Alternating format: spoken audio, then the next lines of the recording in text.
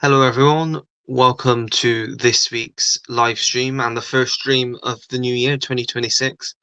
Happy New Year, everyone, to everyone that is watching. To start with, it is just myself, but hopefully there should maybe be some more guests very shortly. We shall just see how it goes. But I hope everyone is having a great new year so far, and everything is going well for everyone so far. But yeah, the first one back in the new year, and yeah, should be a good one tonight, hopefully. I would tend to usually wait until my other guests have joined, but I'm not quite sure when and if I'm going to get anyone else joining this evening. So I may just delve right into my recent watches. I've watched a few things in the cinema, a few things sort of like streaming or on the television.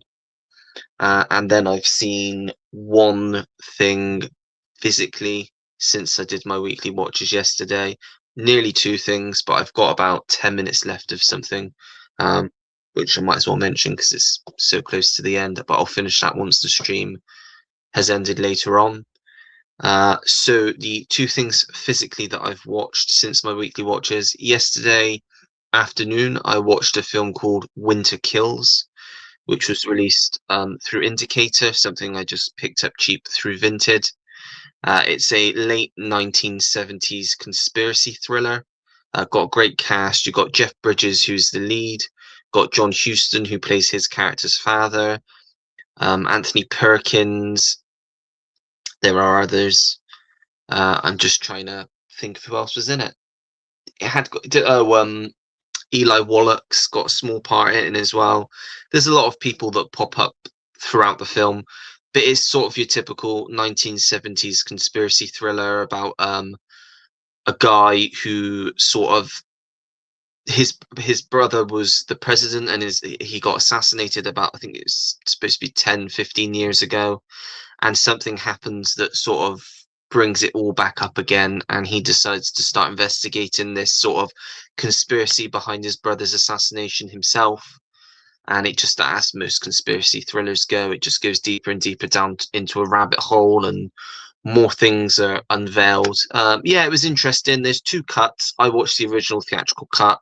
There was a director's cut that was released in 1983, which is a little bit more trimmed down, but has got apparently more satisfying ending. So I will probably check that out again in the future when I go to watch it again. But overall, it was one that I really enjoyed. But yes, so that's the first thing I watched physically, and I've got about 10 minutes left of the original Men in Black, which I decided to watch last night. But I was too tired, so I only watched half an hour last night, and now I've watched the rest of it, almost all of it, just before the stream. But like I said, I got about 10 minutes left. But yeah, I love it. It's been about, I want to say, 10 years since I last watched any of the Men in Black films, other than the new one, because that didn't come out 10 years ago. It was less than 10 years. Just fun. It's a fun film. Will Smith's great. Tommy Lee Jones is great. Just a great sort of sci-fi comedy, and it's fairly short. So yeah, good watch. I'll probably try and get through the second and the third one at some point later on, maybe in this week or next week. But yeah, that's everything I've watched physically since yesterday. I'll just look at the chats quickly. We got Sai here. Oh, my phone. Okay, silly buggers. Hi, Sai. Happy 2026. And to you as well, Sai. Thanks for joining. And we've got Jim. Hello, Jim. Hope you're doing well. Hello, Oli, and everyone in the chat. I thought your special guests today were going to be the Lady Boys of Bangkok. Well, Jim, I've never actually met them personally. I've heard they're great, though. Yeah, that was odd. I was at the point that time in the stream where I was just very tired. I think I confused Stuart because I said good night from the Lady Boys of Bangkok in the chat once the stream had ended, and I think he was pretty confused, but it's easily done to Stuart. So, yeah, thank you, Jim. Good evening, Spectre. Hope you're doing well. Have you watched the Stranger Things finale? I have. I watched it on New Year's Day in the afternoon, and I thoroughly enjoyed it. I thought it was a satisfying ending. Considering the season, I believed overall was a bit disappointing. It was definitely, for me, the weakest season we've had so far. I would say most of the episodes were too long. There were definitely pacing issues within some of the episodes. I think the best episodes of the whole series were 6 and the finale. But I think they wrapped it up quite nicely. Everything was satisfying at the end, and yeah, just a really pleasant watch. So yeah, I enjoyed it. I thought it was a good ending. But I won't spoil it for anyone that hasn't watched it yet, that does plan on watching it. So that's all I'll say on that one. Uh, Melina's here. Hello, Melina. Hope you're doing well. Jack Nicholson returned to screen in Saturday Night Live 50th anniversary. Yeah, I believe I saw that last year. I think he was in the audience. I don't think he did anything. I don't think he's actually going. I don't think he's going to make an acting comeback. It'd be nice if he did, but I doubt it now. Sai says, "Has anyone seen the trailer for They Will Kill You? It looks like a fun movie. It popped up on my feed earlier, but I've not had the time to watch any trailers from today yet. I believe there was a new trailer for the R.I.P. that came out today, a new trailer for The Beauty, which is Ryan Murphy's new series coming to FX in a few weeks. I've not seen any trailers yet today. If I get time at the end of the stream after I've seen the end of Men in Black, I will try and check some of them out and check that one out. I think it's Zazie Beetz, it looks like. So yeah, I will check that one out. He wasn't confused. He thought that you found out about his dark secret. Yeah, you're probably right. Yeah, he probably just wanted to keep that secret, but too late now. Hello, Giz. Happy New Year. Hope you're doing well. Hello, Pete. Happy New Year. Hope you're doing well as well. Watched F1. Good film. Not best of the year, but still pretty damn good. Yeah, I agree. I think it did end up in my top 10 of the year. But I don't know if I don't believe it cracked my top 5. I can't remember where it placed, but I'm pretty sure it did get into my top 10 of 2025. I really did enjoy it. I saw it twice at the cinema. Just a great theatrical experience in a cinema that was just absolutely full on both occasions. Yeah, I got the 4K. I will have to try and watch the 4K at some point to see what that's like watching it at home. Andy reached out to me and said that he saw Sovereign and really enjoyed it. So I hope you'll also enjoy it when you watch it as well. Yeah, if I can find it, I'll definitely enjoy it, because from how you were describing it, and I think I did see a trailer back in the summer last year, it does look pretty good. So when I can find it, if it's on a streaming service, or I've got to sort out my stick again, because what I was using decided to stop working. So I'll have to have a look, and yeah, I'll look out for that one, because that one does sound quite interesting.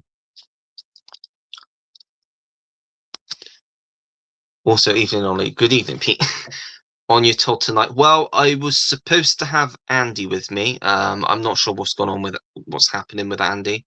But yeah, I was supposed to have Andy joining me this evening, and Kenny as well. I don't know what's happened to Kenny.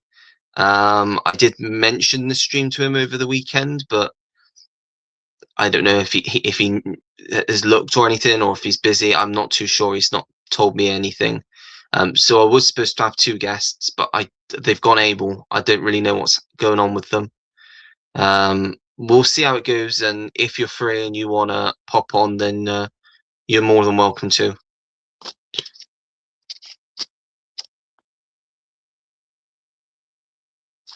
Jim says he saw the trailer for whatever it was called this morning, and it looked like they gave half the damn movie away. That's the problem with a lot of trailers nowadays.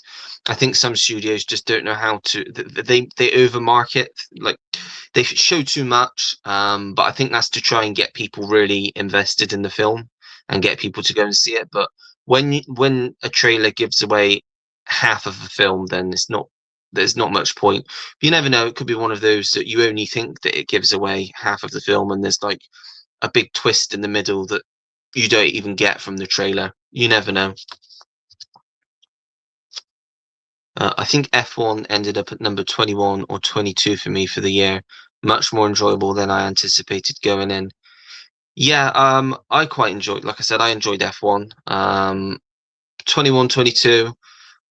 That's, I suppose that's about middle for you then, isn't it, Jim? Because I think you said you ended up watching 40 something new releases last year. So I suppose it's not bad. Because I've not seen anyone say they really didn't like it. Not yet, anyway. I think most people either thought it was good for you, like enjoyable, or like me, really, really had a good time with it. But yeah, I'm glad that you liked it and that it's not right at the bottom of the list for you. Yeah, I thought it was around 45. Yeah, 45. That's pretty good. I'm not sure how many I ended up watching new releases last year because it got to sort of the middle of the year and I stopped putting films on my Letterboxd account. And at that point, I think I was about that number, 45. So probably double that if you're looking at the stuff from the back half of the year. Be interesting to know exactly how many I did end up watching from last year, but I'm going to try and keep on top of it this year and make sure that it's all on Letterboxd for everybody to see. Brad Pitt was unbelievably likable in that film. Yeah, but he's Brad Pitt. He's just that guy, isn't he? He may have been unbelievably likable, but it made the film very watchable. You wouldn't have wanted to sit for, what was it, 2.5 hours watching a douche for 2.5 hours. The whole point to get you in and to make the audience enjoy the film is to make a very likable character, even if it is he is so likable that it's unbelievable. If you want someone to chat with for about a half an hour, put the link on. I can't stay long, but I will pop in if you want. Okay, yeah, thanks, Jim. I'll do that now quickly. If it'll work. Where is it? It's that one, I think. There you go.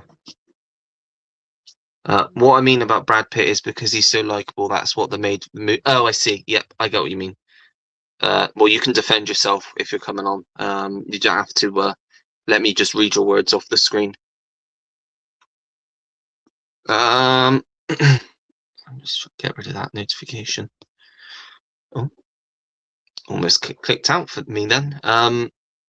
So yeah, so I've talked about all of the physical stuff that I've watched this week, and I watched 2 films at the cinema, and watched 1 film via Sky, and I've streamed 2 films on Tubi, linked to the film that I watched on Sky.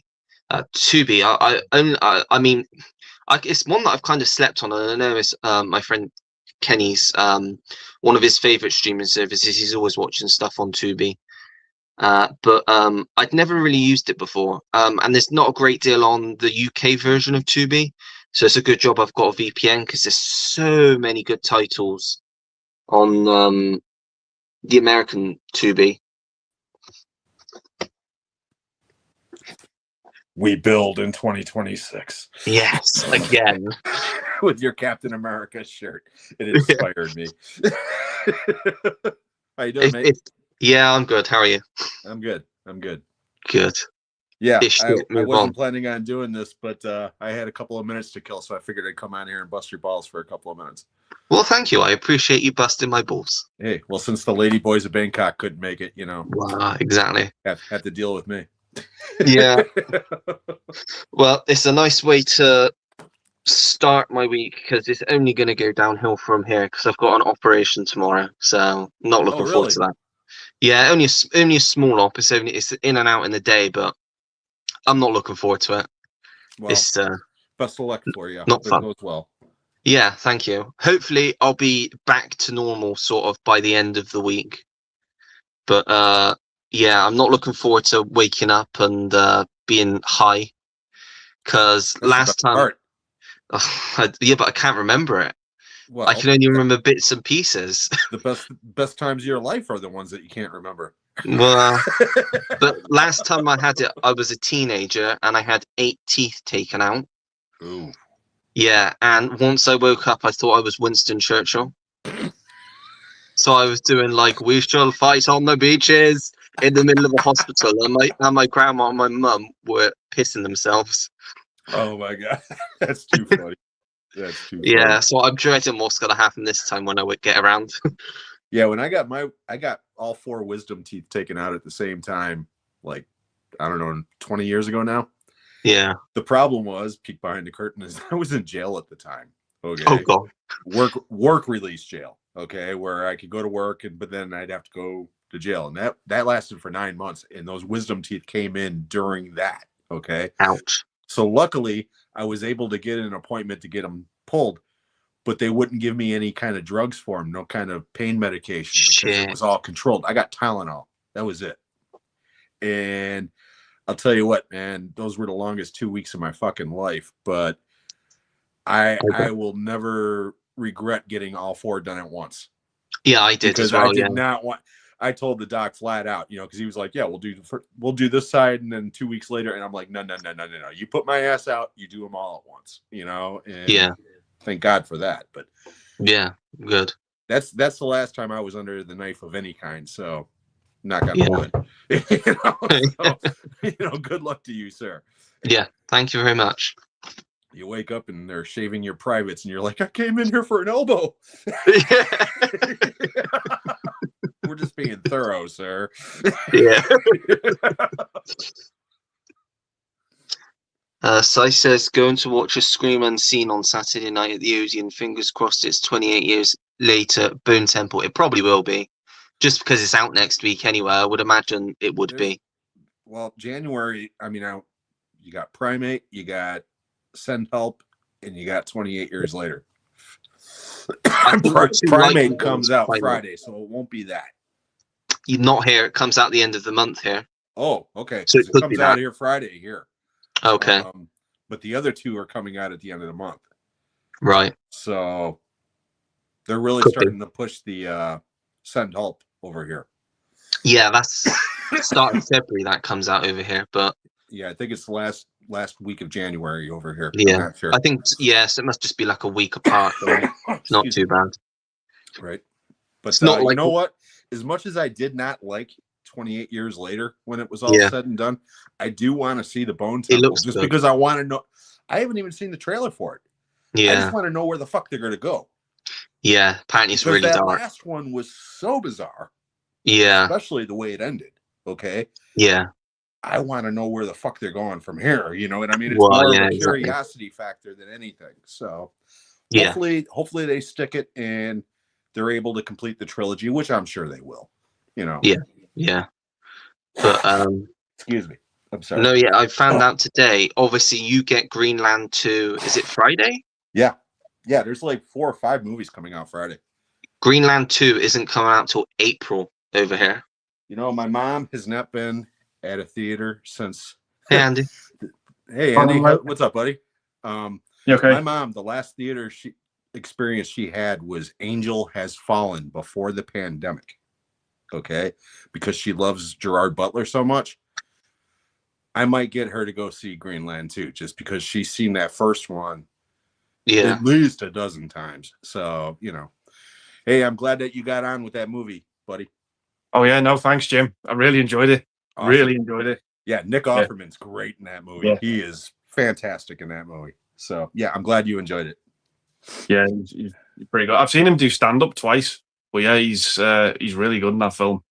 Yeah, he's generally a comedic actor over here. He was on a couple of sitcoms and this and that and the other. Even he's the narrator for The Life of Chuck. And even then he's got like a whimsical kind of tone in his voice. And this was probably the first, real dramatic role I saw him in, and he knocked it out of the park. He was great. Yeah, no, thanks for recommending that, Jim, because I had a blast with it. Awesome. No, I'm glad it worked. I'm glad. And like I said, I'm almost positive Ollie will enjoy it as well. Yeah, I'll have a look at that. But the funny thing is, Nick Offerman was actually in Bristol on Halloween last year. Really? Yeah. Did he? I'm sure he had like a book or something, and he was at one of our like local theaters doing like a talk about it, or we're really random. But we had Bill Murray last year. Oh, hold on doing one his second. music The shit. ghost is behind me again.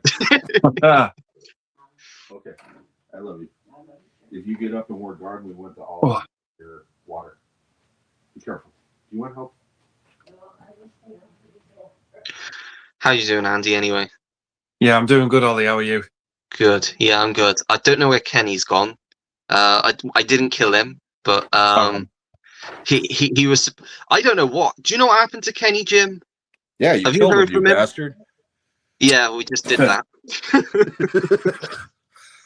No idea. I haven't talked to Kenny today, so I spoke to him yesterday. I'm sure it was yesterday morning, because he was telling me about all like getting German imports and stuff, saying how lucky we were, and he was watching a film or something, he and was then I going messaged on him and the on link, this weekend about the Chevy Chase doc on which Instagram. we will talk about in due time, because I Yeah, also I watched haven't that. watched it yet, you know, but Do yourself a favor, watch it. but he was shocked, you know, that by the reputation that Chevy Chase, you know, all the people were like, and I was like, yeah, dude, it's no secret that guy he's an had asshole. a reputation of being a dick for the last 40 years. Yeah, The only people who ever wanted to work with him was Goldie Hawn, Dan Aykroyd, and John Candy. Nobody else ever wanted to work with him again. So yeah, but know. no, yeah, Kenny, I don't know what happened. I messaged him the link, but he hasn't even looked at it, so I hope he's okay. Yeah, he might have gotten called into work or something. Yeah, maybe. No idea. But going back to Angel Has Fallen, I remember I saw that theatrically. What a piece of shit. Sorry, I love the first two. The first two are so good. I love Nolte in it. Nolte's great in the third one. The scenes with Nolte are awesome. Yeah. The rest of the movie is shit. It's forgettable. It's not the same, is it? The moment Danny Houston popped up, I was like, yeah, bad guy. Yeah. You know, I mean, so then Jada Pinkett Smith was so bad in it. I don't even remember her being in it, to be honest. But yeah. I got told off. It's the only one of the three I don't own. I've got all three, but it's not one. I think I went back to it for the first time since the cinema last year, and I was like, yeah. Put it this way, okay? Me and my mom watched all three of those at the cinema because, again, she loves Gerard Butler. Anything with Gerard Butler or Jason Statham, she'll watch, and Liam Neeson. That's her number 3. Yeah. Okay? Something about you European dudes, but anyway. Even she, when we walked out of that theater, she was like, you know what? That movie wasn't that good. I like Nick Nolte, even though he looked like the Unabomber, but, you know, and I was like, yeah, exactly. You know, Nick Nolte was fun in it. The rest of that movie, couldn't tell you a thing about it. Because I got up at the end, and there's an end credit scene at the end where they're just beefing with each other in like a spa or something. Okay. And I'm stood up, and there's still obviously people in there, and I just stand on the steps. Sit the fuck down! Sit the fuck down twice. I'm like, shit. At this point, I think, how old would I have been? I mean, shit, that movie's got to be 6 years old, 7 years old at least. 16, 17. No, 17. Because it was just before I turned 18 during COVID. So I got this adult man sat behind me telling me to sit the fuck down. I was like, I didn't know what to do. Everyone else that I was with was starting to get up, but I was stood on the stairs because I was watching the credit scene, and I didn't want to sit in someone else's seat. Right. And so just sit the fuck down, and I'm getting told off by my grandparents saying, just sit down, listen to him, just sit down. I didn't know what was going on, but wow. Yeah. Maybe he was just upset because of the 2 hours of bullshit you guys just experienced on screen, you know? Well, maybe he just had to get it out. It's not as bad as when I went to see Mary Poppins Returns. I think we saw it on Christmas Eve, me and my mum and my sister, and there was literally only 3 other people in there, 3 kids, and they were assholes, kicking, screaming, walking around. Because they could get away with it because there was no one else in there. So my mum went down. She was fed up. She went down and complained to them. Obviously, she didn't want them to know that it was her that complained. So she stayed behind. And you got this cinema worker come in. Next thing you know, this bloody cinema worker's come up to me and my sister asking us to shut up. and be quiet, otherwise you'll have to be removed. I had to try and explain to the cinema worker without alerting these kids, it's not us, it's them over there. Oh, I'm ever so sorry, but the lady just said it's the kids sat in the cinema. That's Not my Doug. mum. Doug. Yeah, basically. Oh dear. Anyway, what else did I watch? Theatrically, what have I seen? I watched a film that made it into my top 10 of 2025. I watched Marty Supreme. Yeah, I heard good things about it. I still haven't seen it. Fucking loved it. Just considering I'm not a Chalamet guy, give him all the awards now, and I think he will get all the awards, so it's okay. I just loved. Just Andy, you've seen it, haven't you? Yeah. Just the opening titles. I was just like, this is some of the best opening titles I've seen in a long time. Because it's just I'll watch it when it perfect with comes the on. song. When it comes on TV, I'll watch it. The soundtrack's amazing as well. Yeah, for whatever that ending reason, song. it doesn't.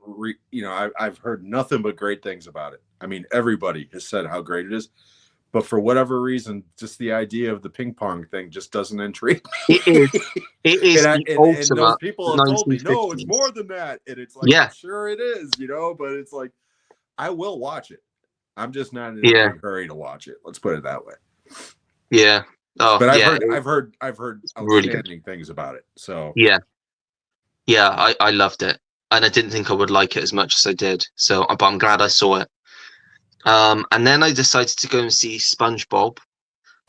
Don't laugh at me. Sam went to see it as well. No, I'm not laughing at you at all, because SpongeBob is your demographic. I mean, you grew up with that shit. I didn't. Yeah. Yeah. When SpongeBob started, the only adults watching that were the stoner college kids that were getting baked and watching it and laughing at it. You know? I mean, think about it. So, yeah, I think that's the only reason I went to see it, because I grew up with SpongeBob. And I thought you were going to say because you were a stoner college kid and you got baked to it. No, but I really enjoyed it. I didn't love it, but it was average, and it passed an hour and a half. And it sort of brought me back to my childhood a bit, seeing characters that I hadn't seen for a long time. So I'm glad I watched it. So, and then that's everything theatrically. On Sky, which is like our main TV over here, like cable, I suppose what you would call. I watched the new Chevy Chase documentary. I think it's I'm Chevy Chase. I'm Chevy Chase. You're not. Yeah. Mm-hmm. Really interesting. I was fascinated by it. These, like I think I said in my review, these American comedian documentaries that they're doing, like any I'm interested in now, because the two I've watched now, John Candy and now Chevy Chase, has just made me want to go right back, delve deep into their films and stuff. Because I mean, more than anything, the thing I was interested the most about Chevy Chase was all the whole Community thing. Because I love Community, and I knew he was fired, but I didn't know the extent of why he was fired, and obviously just because he's an asshole. Chevy Chase has been an asshole his whole career. He knows he's an asshole, though. I mean, I was obsessed with Saturday Night Live when it first premiered with the original cast, okay? And he was one of those people, okay? And John Belushi, Dan Aykroyd.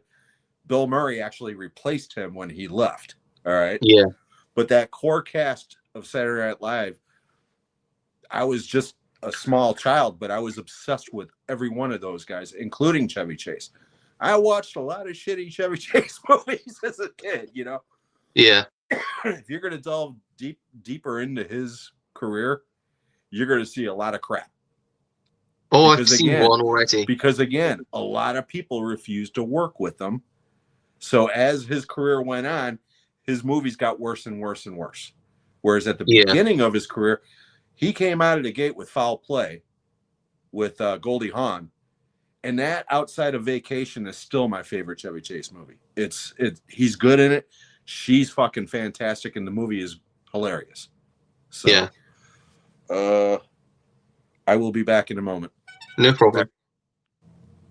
But I really enjoyed it. Thought it was really interesting.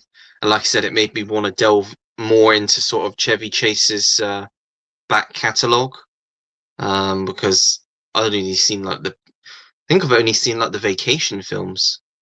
So it's good to go back and, well, I'll talk about the next ones now. But I don't know, have you seen it yet, Andy? No, but I didn't even know there was one coming out, but I'll definitely give it a watch. Yeah, it's about an hour and a half. It was on Sky. So it came out like on Friday, but yeah, it's interesting, and I like the fact that he's involved in it as well, because he can sort of talk about how he feels about everything as well. Yeah. But yeah, just an interesting guy, and he's had an interesting life and career. Yeah. But I followed that up. I've been, thanks to Kenny, I looked at, well, actually, I was just looking online at like Chevy Chase films that I could stream, and I found there's a lot of his films on Tubi, but in America. So I used my VPN and went on Tubi, and the first one I decided to watch was Nothing But Trouble. Yeah. Which I didn't hate. There's bits about it that I liked, but it's just a really weird film. Yeah, it is. Yeah. Like, but the best thing about it was probably Chevy Chase and John Candy. Oh my god! Just he literally, one of his characters, he literally doesn't even say anything, and he had me crack just his facial expressions. And you must be talking about Nothing But Trouble. Yes. Yeah, yeah, I know. I told you I went. It was weird. It's bad. Yeah, and the two grandchildren. What the fuck were they? Like demon babies, demon spawn or something. Yeah, I can't stand that movie. That movie's got a lot of fans. I'm not one of them. I don't know. I don't know if I enjoyed it. I think I gave it a 3 out of 5 on Letterboxd, because I think I appreciated what he was going for more than enjoyed it. Because there are some funny bits in it, but then there's some bits that I'm like, was that supposed to be funny? It's just an unpleasant experience. It's weird. It is a weird experience. It's not. Yeah, it's just like I was a bit confused. It's just one of those movies that I was just like, really? So, yeah. But again, I know a lot of people love that movie, so I followed that up last night with a much better film, which I really enjoyed, and that was Funny Farm, which is very funny. George Roy Hill's last film. That's one of the good ones. Yeah. It's just every part of that film, I was just constantly cracking up. Like when she's out doing the gardening and she finds the coffin, and then it goes later on and they're sent a $4,000 bill because they've done like satin lined like coffin and a marble headstone. The dog, the lazy dog, that won't even get its tail out of the fire. I love that scene where Joe just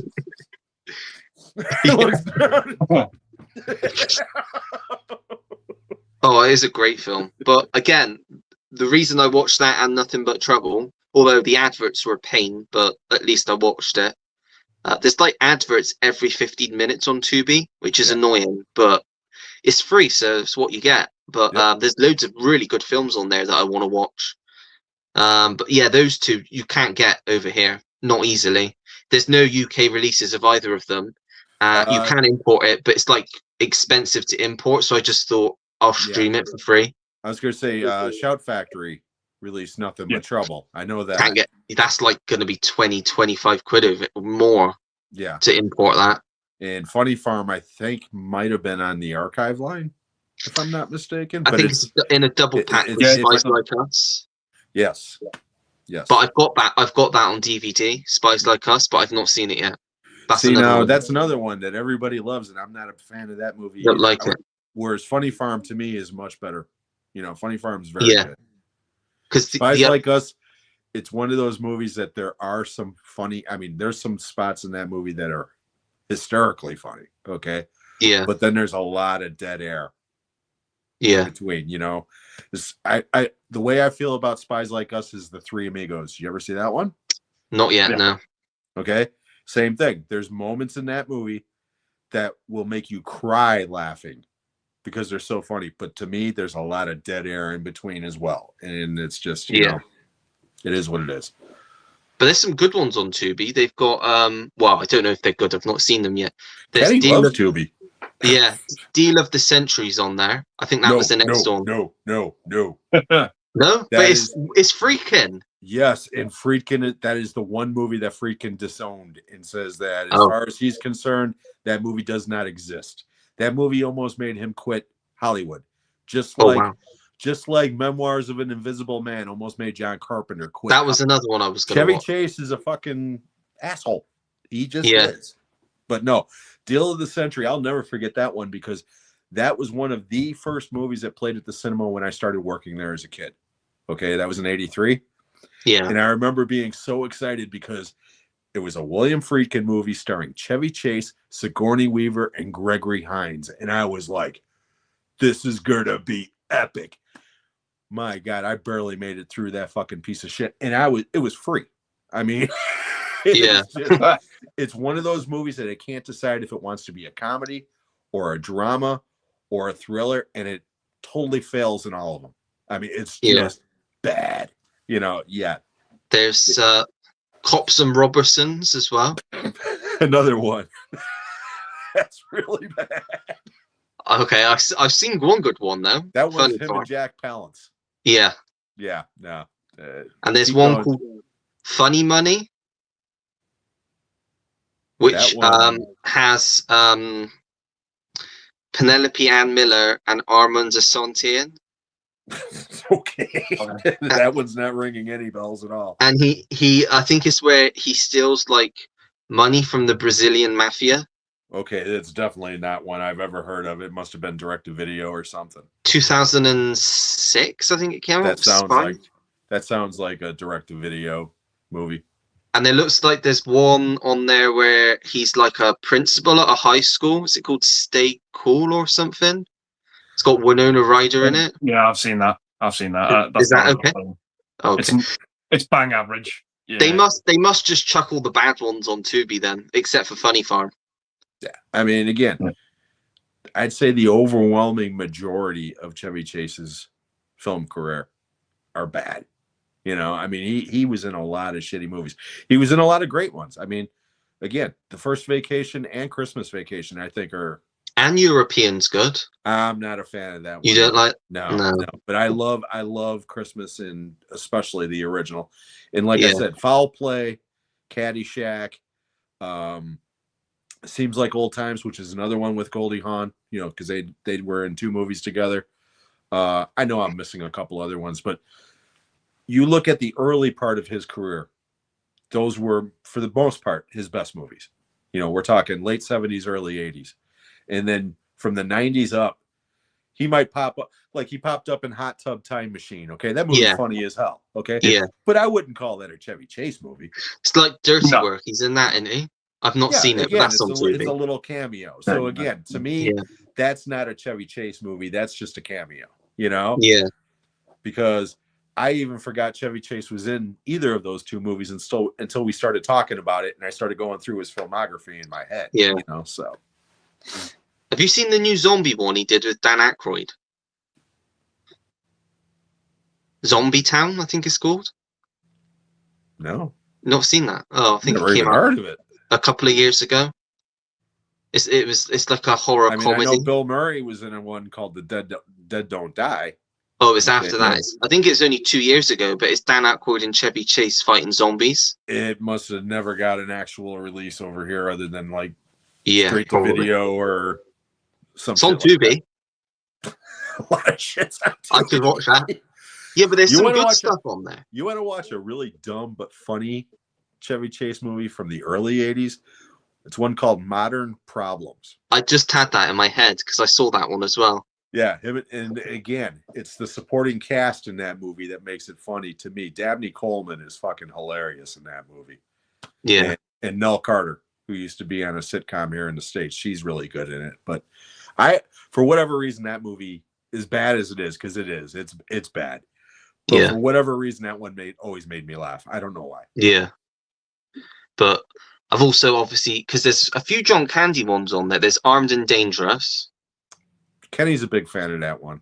It's okay. Yeah, it's got quite low ratings, but yeah, that's Meg Ryan, like early Meg Ryan. Yeah. And there's Wagons East. That's on there. That's the last one. That's horrible. He didn't even finish it, did he? I think he died before. That's the one he died on. Yeah. Yeah. Whilst making it, yeah. Him and Richard Lewis, both rest in peace. I mean, horrible movie. I've seen Delirious. Delirious is good. I've got Delirious that one. Is good. Only I've got Lonely double is good. That. Yeah, Canadian Bacon. Right. There's a big one on there, but I can't think of what it is. Oh, Who's Harry Crumb? I didn't like that one. But again, Kenny loves all those movies. So yeah. I'll check them out. But I've ordered Brewster's Millions came today on Blu-ray. So I've got that. Richard Pryor and John Candy? Yeah. That movie, okay, it's fun. It's not ha-ha, laugh out loud fun. Yeah. You know what I mean? There are a couple of good laughs in it. There's one laugh in particular that I think you'll get a kick out of. Okay. Yeah. But for the most part, it's one of those movies that it's just you gotta smile on your face watching it as opposed to laughing. You know what I mean? It's one of those movies. So I also ordered Splash, which I've never seen before on DVD. Splash is great. Yeah. And one that's this is what I messaged Kenny because I said I managed to get it. He's like, wow, you're so lucky, because I think it's even out of print for you guys. And when I was looking, there was 2 copies on eBay. One was going for £25 and there was another going for £7. So I nabbed the £7 one. I've not got it yet, so I don't know if it's actually going to come. But it's Only the Lonely. Yeah, that's a good movie. That is a very hard movie to get here in the States. That's Touchstone, which is Disney. So yeah, it's Chris Columbus, isn't it? Yeah. That's Maureen O'Hara's final movie. Yeah, he plays a cop in it, doesn't he? No. She's his. Maureen O'Hara is John Candy's mother, and he lives with his mom. He's a mama's boy, but he's not like a mama's boy. Okay, he loves his mother and he takes care of her. But because of that, he's never had a girlfriend. And he finally meets a girl, Ali Sheedy, who he kind of falls in love with, but she's got to get past mom, it's like, so that's why it's called Only the Lonely. So it's a romantic comedy, but it's a little more dramatic as well. Cool. But it's a good movie. And John Candy gives a great, that's probably his best performance. Oh, wow. More than Uncle Buck. Outside of Planes, Trains, and Automobiles. I was going to say Planes, Trains, and Automobiles. And Uncle Buck. Again, me and Kenny, that's Kenny's favorite movie of all time. I don't like Uncle Buck. I never. Wow. I'm sorry. That's harsh, Jim. That's harsh. That made me. It's me. It's not that it's a bad movie. Okay. It's just, again, when that movie came out, I was in my 20s. Okay. So same thing with Home Alone. Okay. I was in my 20s. So to me, those were like quote unquote kid movies. I wasn't the demographic for them. Not to mention the older I get, I'm a cynical bastard. Yeah. So the whole, heartwarming, blah, blah, that shit doesn't work for me for the most part. I mean, but I don't look down on people that it does, so, because again, with Home Alone, especially, I'm in the minority. Okay. We got into an argument on the WhatsApp chat about that. Somebody posted a picture of Home Alone and I was like, overrated. Jesus Christ, the knives came out for like the next. It is overrated. I'd rather watch the sequel. I'd rather watch the second one. I think Stuart likes the second one more as well. Well, he's a Trumper. Yeah, true. I don't know if that's true or not. Maybe, I don't know. But anyway, have you watched anything, Jim? Not first time watches. My sister came over this past weekend to visit, and she wanted to watch some of the movies that she bought me for Christmas with her Amazon gift card. So we watched The Roses, which again, I love that movie. And I've not seen it yet. It's hilarious. It really is. I think you'll really like it. I love the original, so do I. And again, it's close to the original, but it's totally different. And like I told my sister, to me, the new one is the kinder, gentler version. Yeah. But that doesn't make it bad, okay? And if anything, I would say this new version is funnier than the original. There's some dialogue in this shit. My sister was dying. I mean, just every time Olivia Colman opened her mouth, my sister was just crying, you know? Oh, I love your dry wit. You're so dry. Yeah, especially when he's inside me. Shit like that, you know? So we watched that, and then we watched Begonia, which, again, I know you still haven't watched. I'm not going to. You know what, dude? I'm telling you. I think you would actually like it because I'm with you. I don't like that guy either. I don't. Okay. There's something about this movie. Okay. That when it's over, you'll be thinking about it long after it's over. And that's what's so good about it. It's just, it's one of those movies. And Jesse Plemons, to me, he should get an Oscar nomination for Best Actor. He really should. I don't know if he will, but he should. Because outside of David Johnson in The Long Walk, I think Jesse Plemons, that's the second best performance I've seen this year, is in a lead. You know, I mean, he's that good. So, but I'm telling you, dude, give it a chance. It's not weird. I was so close to watching it because I don't know, you were in the group back in October, weren't you? Yeah. Because I had my film festival, and that was the first film, and I got to the point I drove into town and I couldn't find anywhere to park. Yeah, so I remember. So close, and I didn't watch it. And when you said that you didn't see it, I was like, you know what, you were probably better off. Because again, I don't like that guy either. And the only reason why I watched it was because it was on that site that shall not be named. Okay. Yes. And Andy, I remember Andy saying that he saw it and he liked it. So I was like, you know what? Andy's got good taste. I'll give it a shot. And if I don't like it, I'll turn it off. I never turned it off. The only thing I didn't like about that movie is the music. And it's not that the music's bad. It's just fucking loud. It comes out of nowhere and it's so loud. And it's like, Jesus Christ, if I saw this at a movie theater with a decent surround sound or whatever, my ears would have been bleeding before it was over just because of those musical cues. But I think you would like it, Ali. I really do. I've heard the endings where it turns people off. I've heard a lot of people like it up until the end, and then something happens at the end. Is what makes the movie. Okay. Because again, I'm treading lightly here. I don't want to give anything away. That's what's great about it. The less you know, other than the general plot, the better. Okay. And yeah, like I said, my sister, same thing. She was like, at the beginning with the music and with the way that it started, she was like, I don't know. By the end of the movie, she was like, holy shit. You know, I mean, it's really good.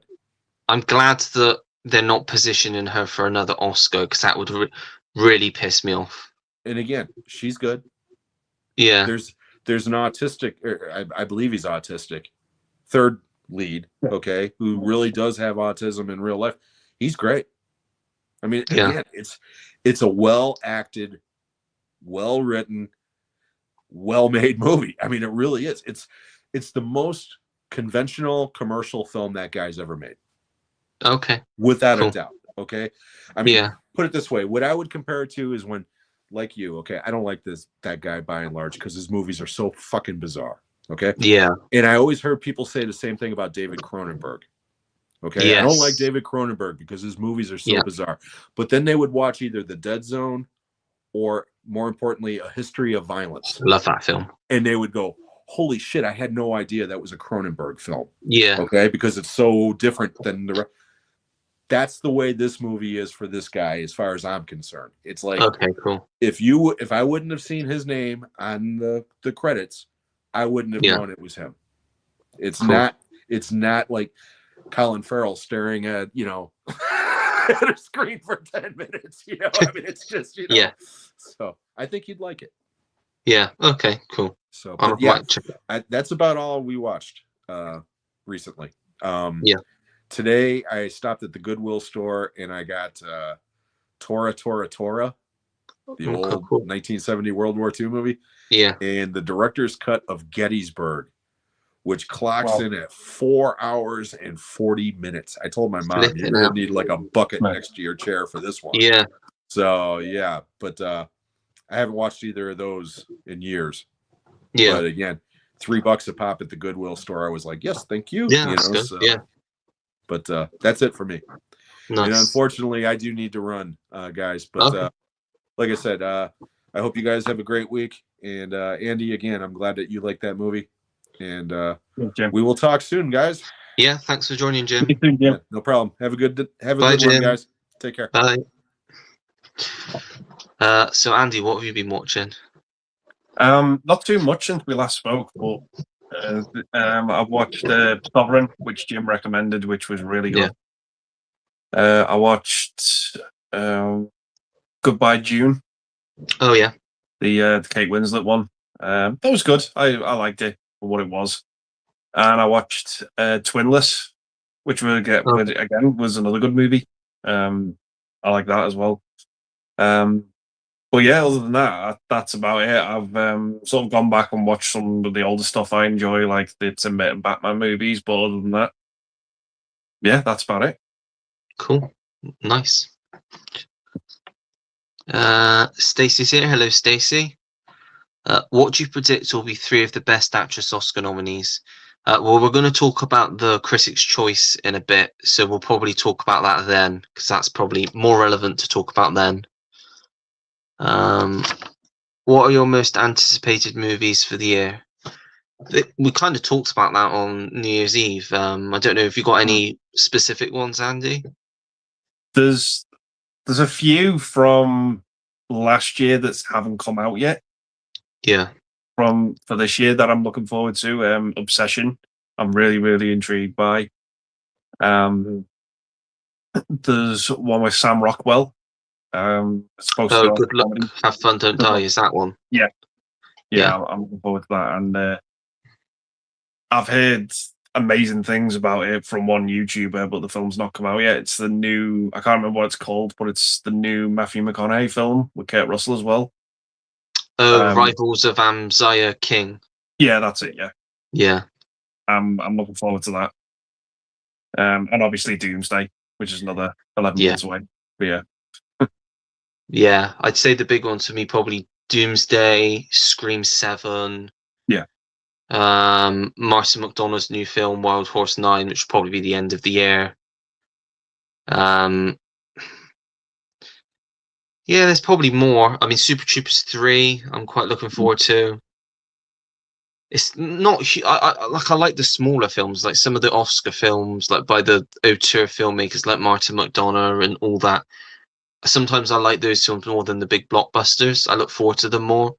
And a lot of the big blockbusters this year just don't appeal to me that much. Like, I'm not really that interested in The Mandalorian and Grogu.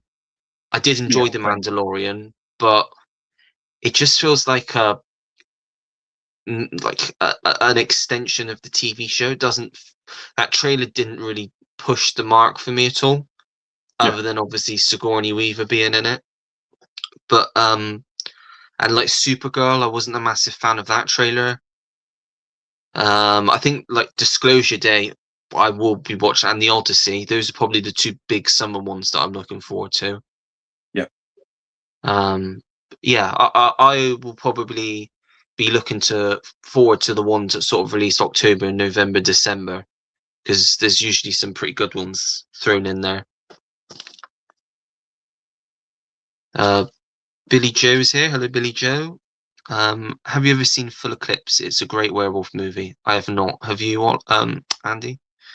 One of those movies I have, but haven't watched yet. I think it's right. Okay. Mario Van Peebles and Patsy Kensit. Oh, yeah, I've heard he's a cop, isn't he? Yeah. Yeah, I've heard of that one. When did you watch Dog Soldiers, Ollie? Did you like it? I watched it some point last year. Now, it was one that I did as part of my watch pile. So if you want to know more of my thoughts, like fresh thoughts, I would recommend going back and trying to find which video that was.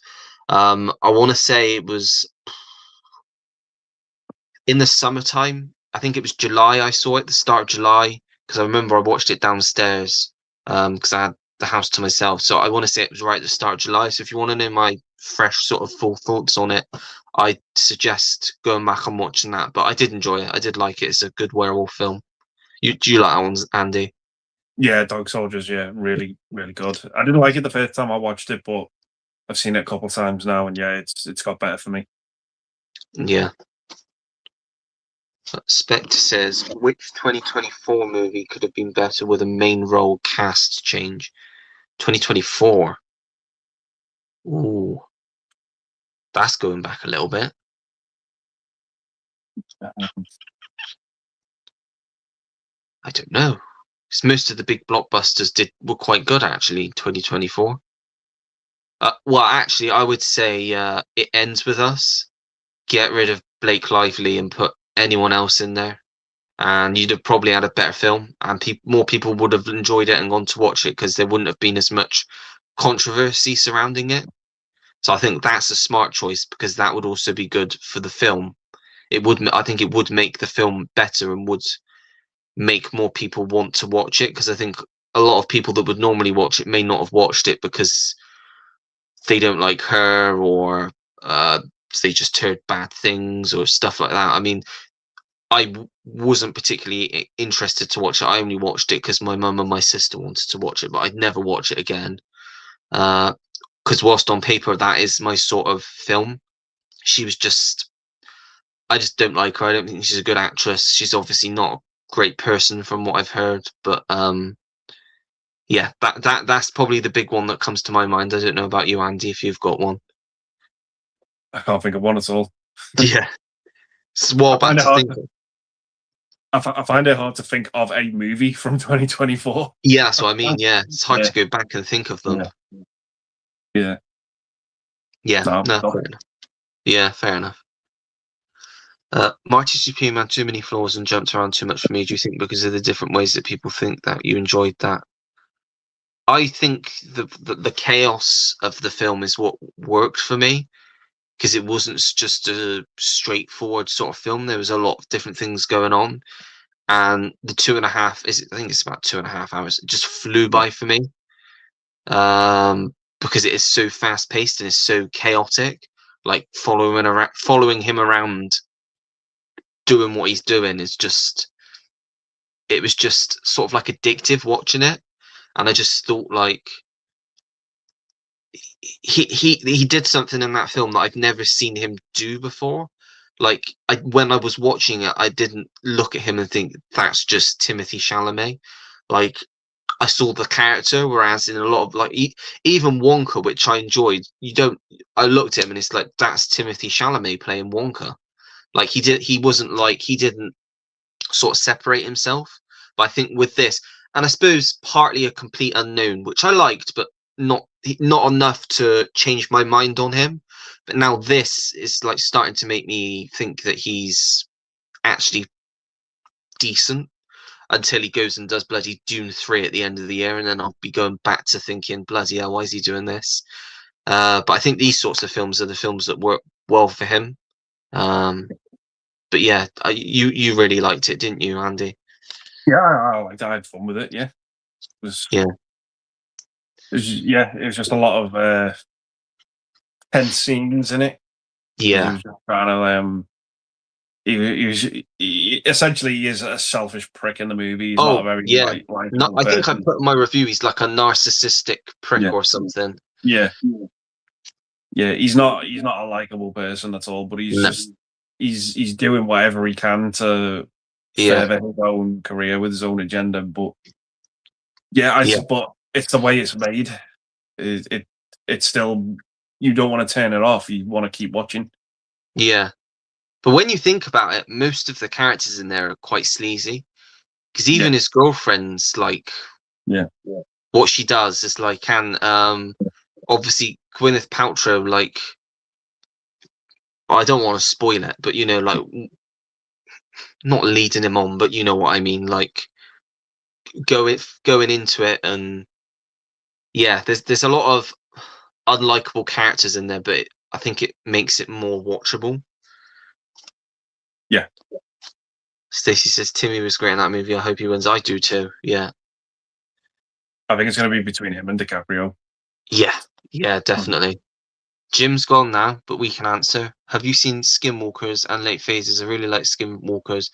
I thought Late Phases was decent, but not great. I think you asked about Skinwalkers before. I think you said you'd seen it, or it was one you hadn't seen, or have you seen it? No, I haven't seen either of those. You haven't, yeah. No. What about Late Phases? Have you seen that one? No. What do you like better, Spies Like Us or European Vacation? Not seen Spies Like Us yet, but I just really like European Vacation. I love the whole Eric Idle bit in it. I think that's great. Him just popping up, following them through the countries to get revenge because of what they do to him. I think, yeah, that part of the film's great. It's not the best vacation film, but it's better than Vegas Vacation, I think. What would you say to that question, Andy? Yeah, I wasn't too keen on Spies Like Us, so I'll have to go European Vacation. I like you. I like Eric Idle in it. I like Mel Smith in it. But yeah, it's definitely the third best vacation without the Chevy Chase one, the main four Chevy Chase ones. But yeah, it just doesn't hold a candle to the first and third one. Yeah.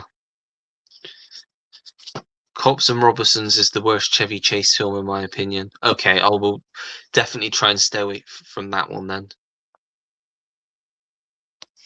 I finally saw the Carl Reiner sibling rivalry 1990 movie with Kirstie Alley. It was really terrific and happy to have seen it. Have you seen that one? Nope. Have you seen that one, Andy? I think so, yeah. A long time ago. Yeah. Sibling rivalry, yeah. Yeah. Nothing But Trouble. Very interesting. Yeah, it's a weird film. I think I said I don't quite know. I don't think he even knew what he was going for in that, Dan Aykroyd. I think he just sort of had an idea, lots of different ideas, and just didn't really know where he was going with it, and it just kind of all came together. And there's lots of different things that didn't necessarily work together, and it sort of made a very weird, not pleasant to watch film, like Jim said. Yeah, it's a bizarre film. Yeah, movie. Definitely. There's once you see it, you can't unsee it. But like, yeah, it's one of those. Yeah, the makeup on Dan Aykroyd's face, like his nose looks like a shriveled dick. Like, yeah, it does. Yeah, once you see it, you can't unsee it. It's just like, it's bizarre. Oh. Yeah.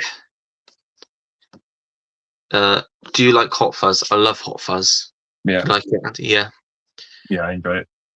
Only filmed about half an hour away from me. Been there many times. So, yeah. There's still moments in that film that crack me up. Hot Fuzz. It always cracks me up. Like it all like. Yeah. There's just so many bits in that film. Like the bit that gets me is the farmer, David Bradley's farmer with the bomb, and they're called out and speaking West Country because I know what it's like. Sometimes I'm like that from down, and I don't understand what some people are saying because it's just like gibberish. So yeah, I do find that a bit funny. Yeah, there's some quotable lines in it I find quite funny in Hot Fuzz that I really enjoy. Like, I was buying him a Japanese piece of Lee. What absolute shit. Yeah. Yeah. I love the swear box as well, where every swear word's like got a part of it blanked out, but then the C words just spelled out in full. Yeah.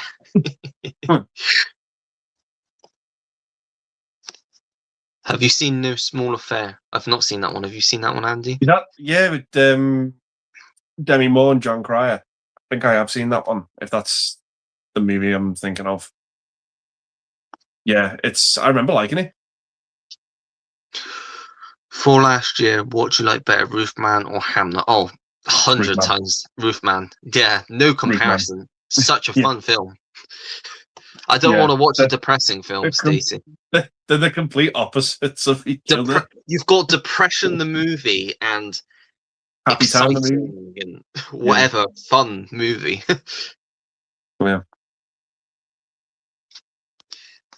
Would you put the werewolf subgenre on the same level as vampire, zombie, and alien genre, or do you think they did better than werewolf?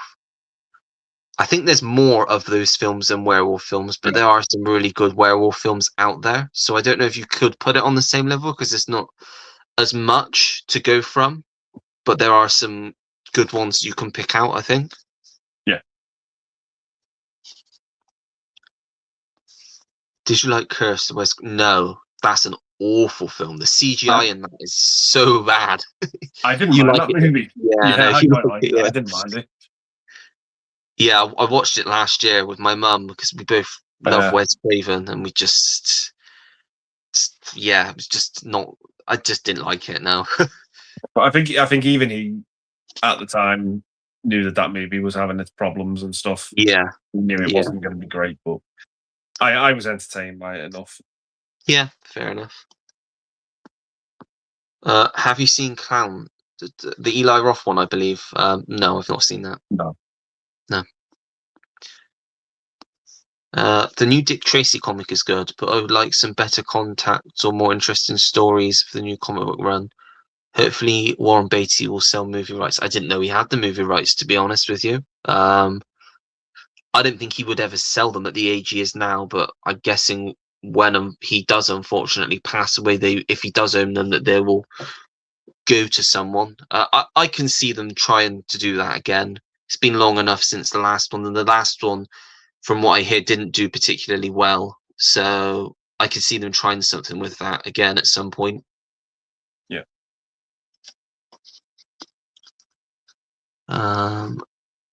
Hello, Adam. Adam? Hi, Ollie, Andy, and all in the chat. Sadly, can't join you for the stream, but we'll watch back. Hope you've had a great start to 2026. Keep up the great work. Catch up on the next one. Cheers. Thanks, Adam.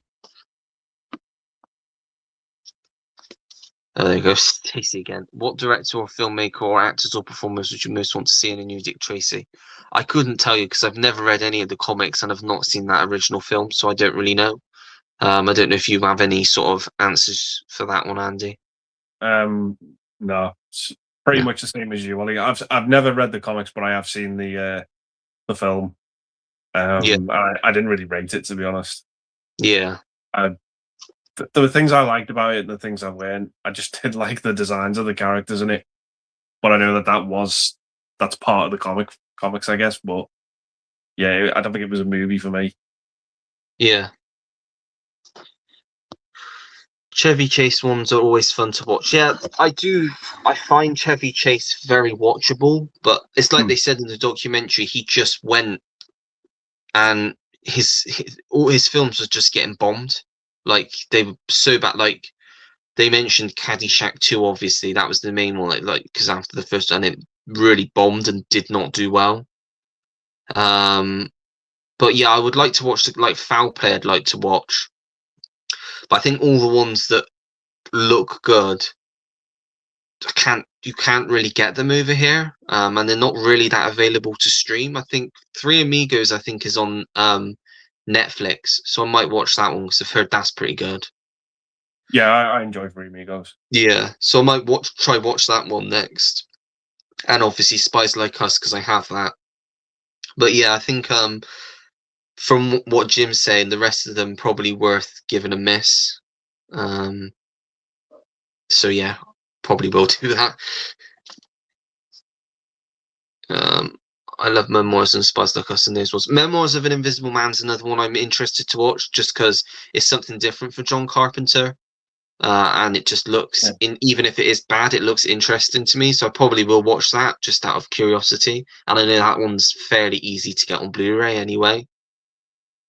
You've seen that one, Andy?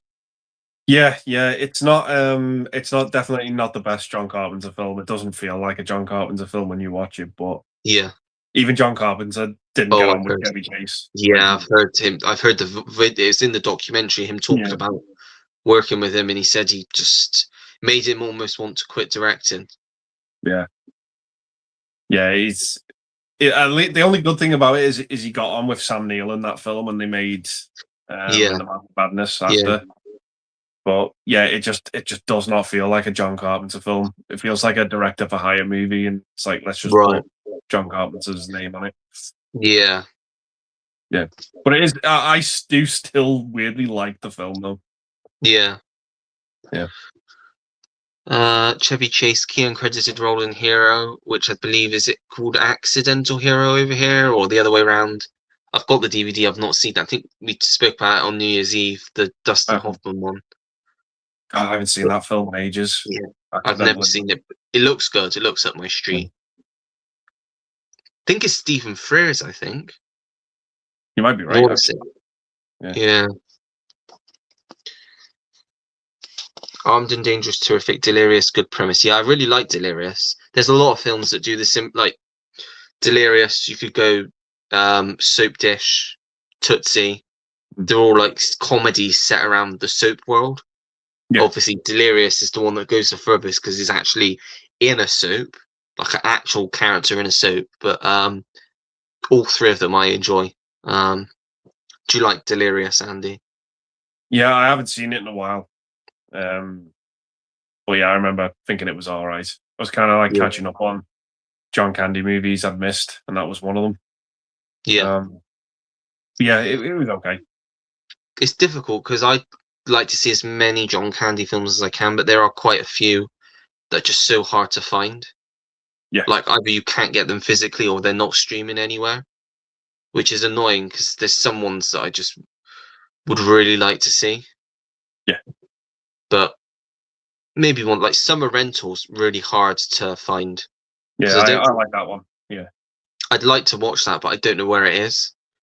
But that is one that I think Jim said that's quite fun. Yeah, it's Kino Lorber, I think, who've done the Blu-ray. Right.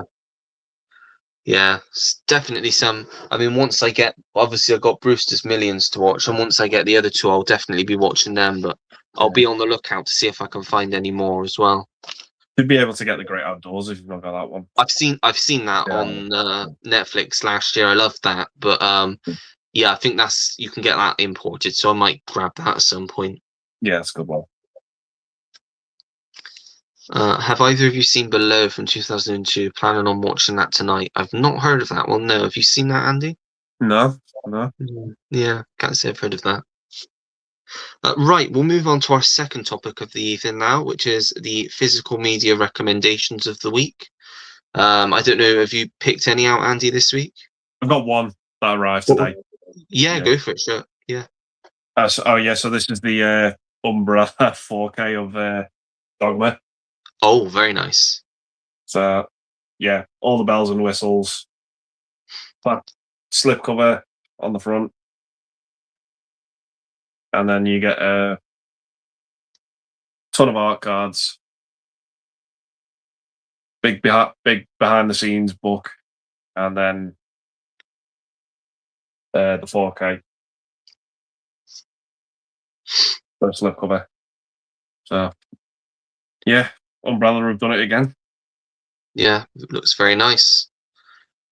I'll be getting the standard release next month when it comes out. Wow. I might just go for the Blu-ray for now because it's a film I've never seen before. It's one I've always wanted to watch, but I think I'll just stick with the Blu-ray just so I've got it to watch because I'm sure it's one that I'll like because I like most of Kevin Smith's films. But yeah, for £15, I'll probably just stick with that. Yeah. The three that I've gone for this week, I have a feeling I've shown this first one before, but I can't remember whether I have or not. I was hoping Kenny would be on because I know definitely Kenny would like this if he's not seen it, which he probably already has. But the first one I've pulled out is Stan and Ollie, which is the Laurel and Hardy story with Steve Coogan and John C. Reilly, which I saw when it first came out. One that, I probably should rewatch this one, to be honest, because I've not seen it for years now. What was it, 2019, I think it came out? Yeah, I think so. Yeah, definitely do a rewatch of this one. But never seen anything Laurel and Hardy before. I probably should because they're like quite iconic in cinema, especially of that era.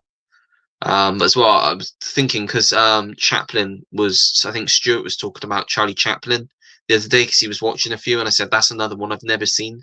Chaplin, I've got it on the shelf, but I've never seen any of his films, and they were obviously around the same time. So definitely should go back and watch more Laurel and Hardy films. But yeah, this is a really good biopic. Sort of found it really interesting because obviously it's their later stages of their career when they're sort of doing their final leg, their like sort of last tour of Britain and Ireland. But yeah, really enjoyable biopic, that one. And then I've gone for Blood Simple, which is the Coen brothers' first film, which, as far as first films go, is one of the best in my opinion. Just really great stuff. Great, tense, short thriller with a great soundtrack. Especially that ending. The way it ends is just perfect, I think. And obviously, I think it might be Francis McDormand's first film. But it's got some like Dan Hedaya, who's always great whenever he pops up. Yeah. And M. Emmett Walsh as well, who's like a sleazy private investigator in this. Always great when they pop up. I think they're two great character actors. Just really watchable, enjoyable hour and a half, that one. And then the last one, which actually it's been about a year since I last watched this, which it was a first time watch then. Underrated film, The Faculty, Robert Rodriguez. Yeah. I do enjoy this one. It's fun. It's sort of like, well, you can kind of tell because it's written by Kevin Williamson, so it's got that like what I would call scream-isms. Yeah. Like thrown throughout, like group of kids that normally wouldn't be put together, thrown together, and all set around a school. And instead of a masked ghost killer, it's aliens, and it's got great young cast in here.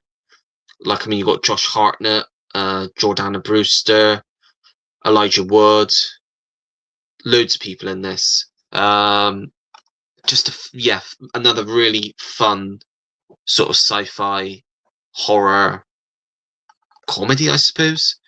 Yeah. I recommend that one as well. So those are my three for this week. I'm sure you've seen all three of those, though, Andy. Yeah, they're all great. Yeah. Yeah. Cool. Right. Because we've not had any more comments in, we'll dive straight into the next topic, which is the movie news roundup of the week, which isn't going to be too long this week. I've got the main topic, which obviously we will be discussing the Critics' Choice winners, and then obviously who we think could be the big ones this year.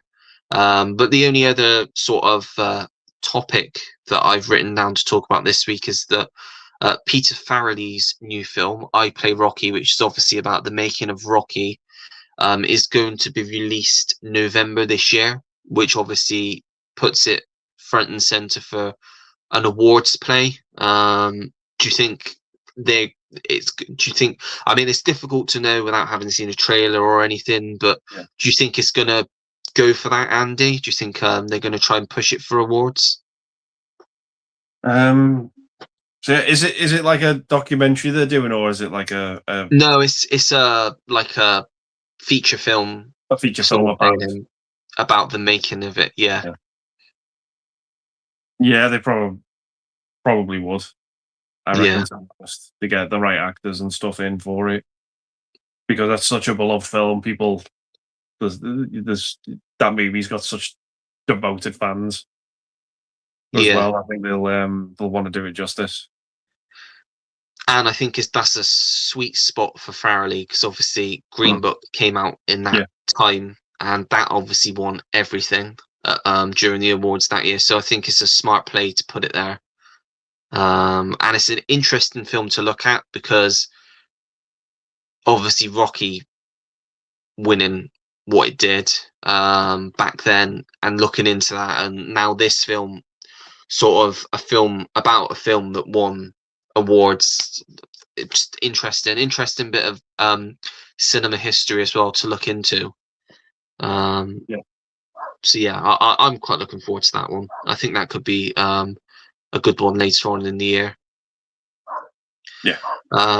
So I've written down mainly the main categories that won at the Critics' Choice this year. So we'll go through each of them, and you can sort of give your thoughts on if you've seen the film, if you knew it was going to win, if you're glad that it won, if not, what film did you think would win or wanted to win, that sort of thing.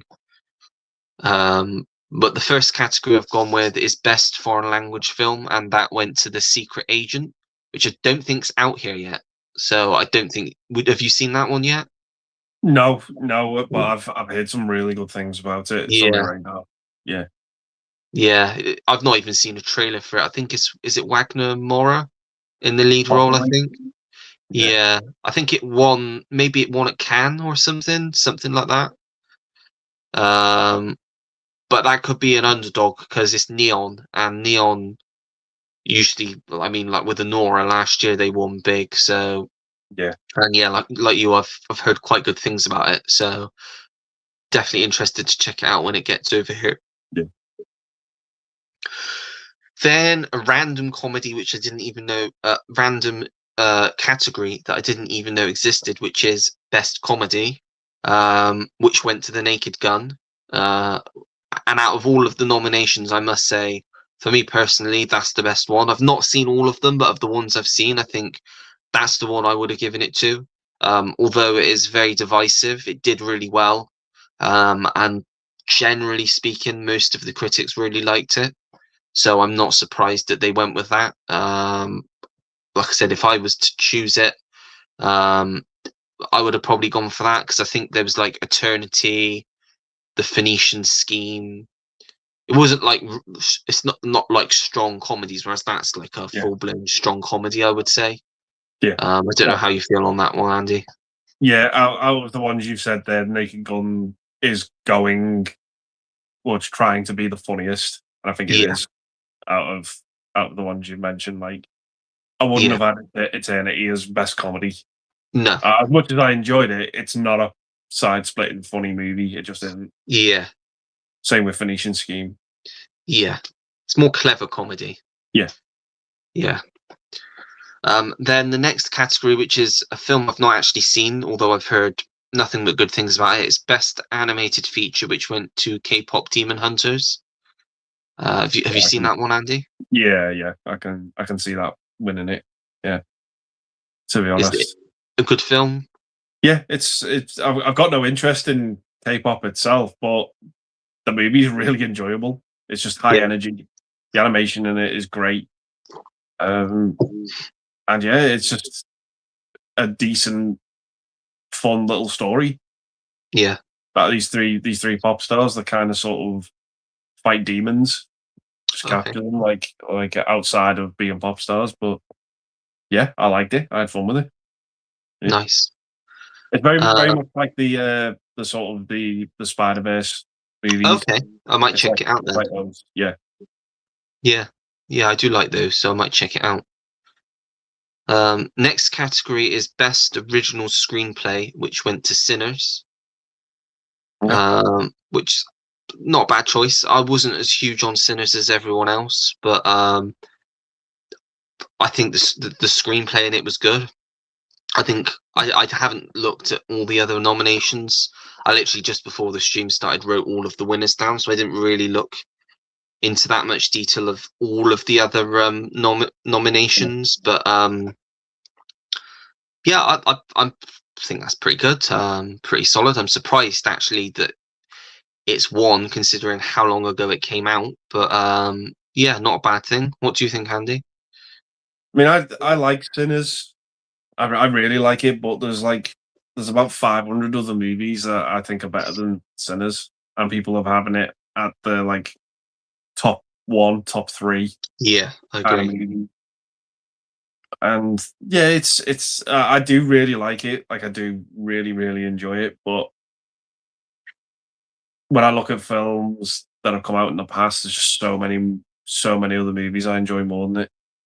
Yeah, but I probably would have gone with Weapons because for me that's my favorite film of the year. Yeah, I did think that. Yeah, just because I thought as straightforward as Sinners was, and it was different and original, I can't take that away from it. I kind of knew where it was going to end. Like I kind of got the gist of the movie about 2/3 of the way through. Like, yeah, I know what this movie's about. I get it, and yeah, I really like it. But Weapons, I could not predict where that film was going. Oh yeah, definitely. Didn't know what was going to happen. Yeah, 100%. So I'm with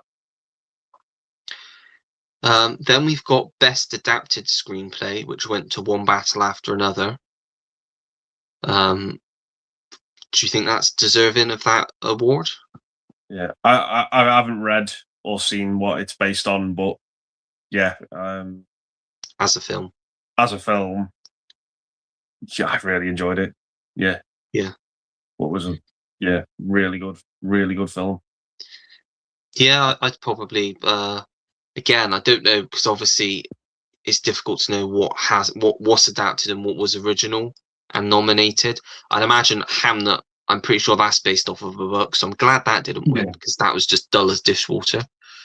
But yeah, one battle after another. I thought it was a good film. I don't like it as much as a lot like Sinners.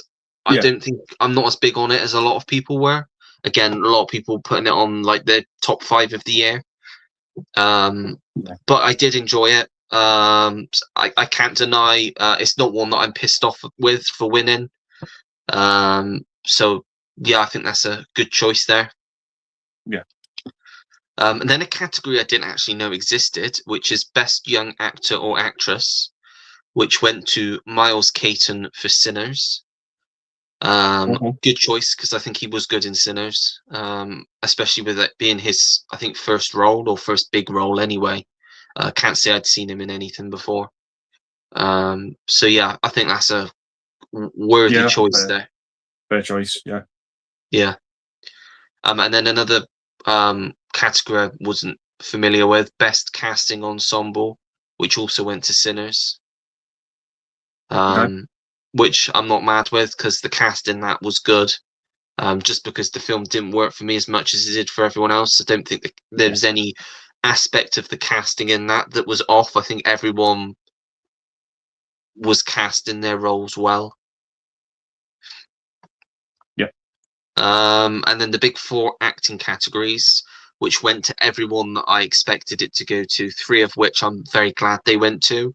The other one, I knew it was going to happen, but I'm still a bit pissed off. But they should just give awards to cats for meowing nowadays, because like cats can give better performances in my opinion. But anyway, Best Supporting Actor went to Jacob Elordi for Frankenstein, which excellent. I think everybody sort of is echoing the same thoughts, that he was the best part of that film, and that he just, you didn't even know it was him. I'm pretty sure Jim mentioned how good he thought he was. Pete's mentioned how much he liked Jacob Elordi in it.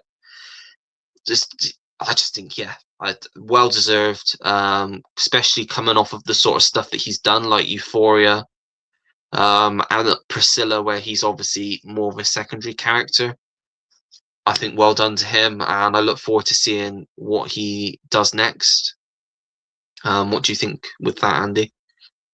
Yeah, I'm happy with that. I wasn't huge on that Frankenstein film, if I'm honest. I actually still prefer the Kenneth Branagh one. But yeah, I'm happy with that result, because he's definitely not bad in the film. Like he is, like you said, he probably is the best part about it. Yeah. And then Best Supporting Actress went to the persons. Ever since I watched this film, I said she's winning, and I'm not having no for an answer. It's happening. And that was at a point where I hadn't even seen all of the films for the rest of the year. It was back in August, and that was, of course, Amy Madigan for Weapons.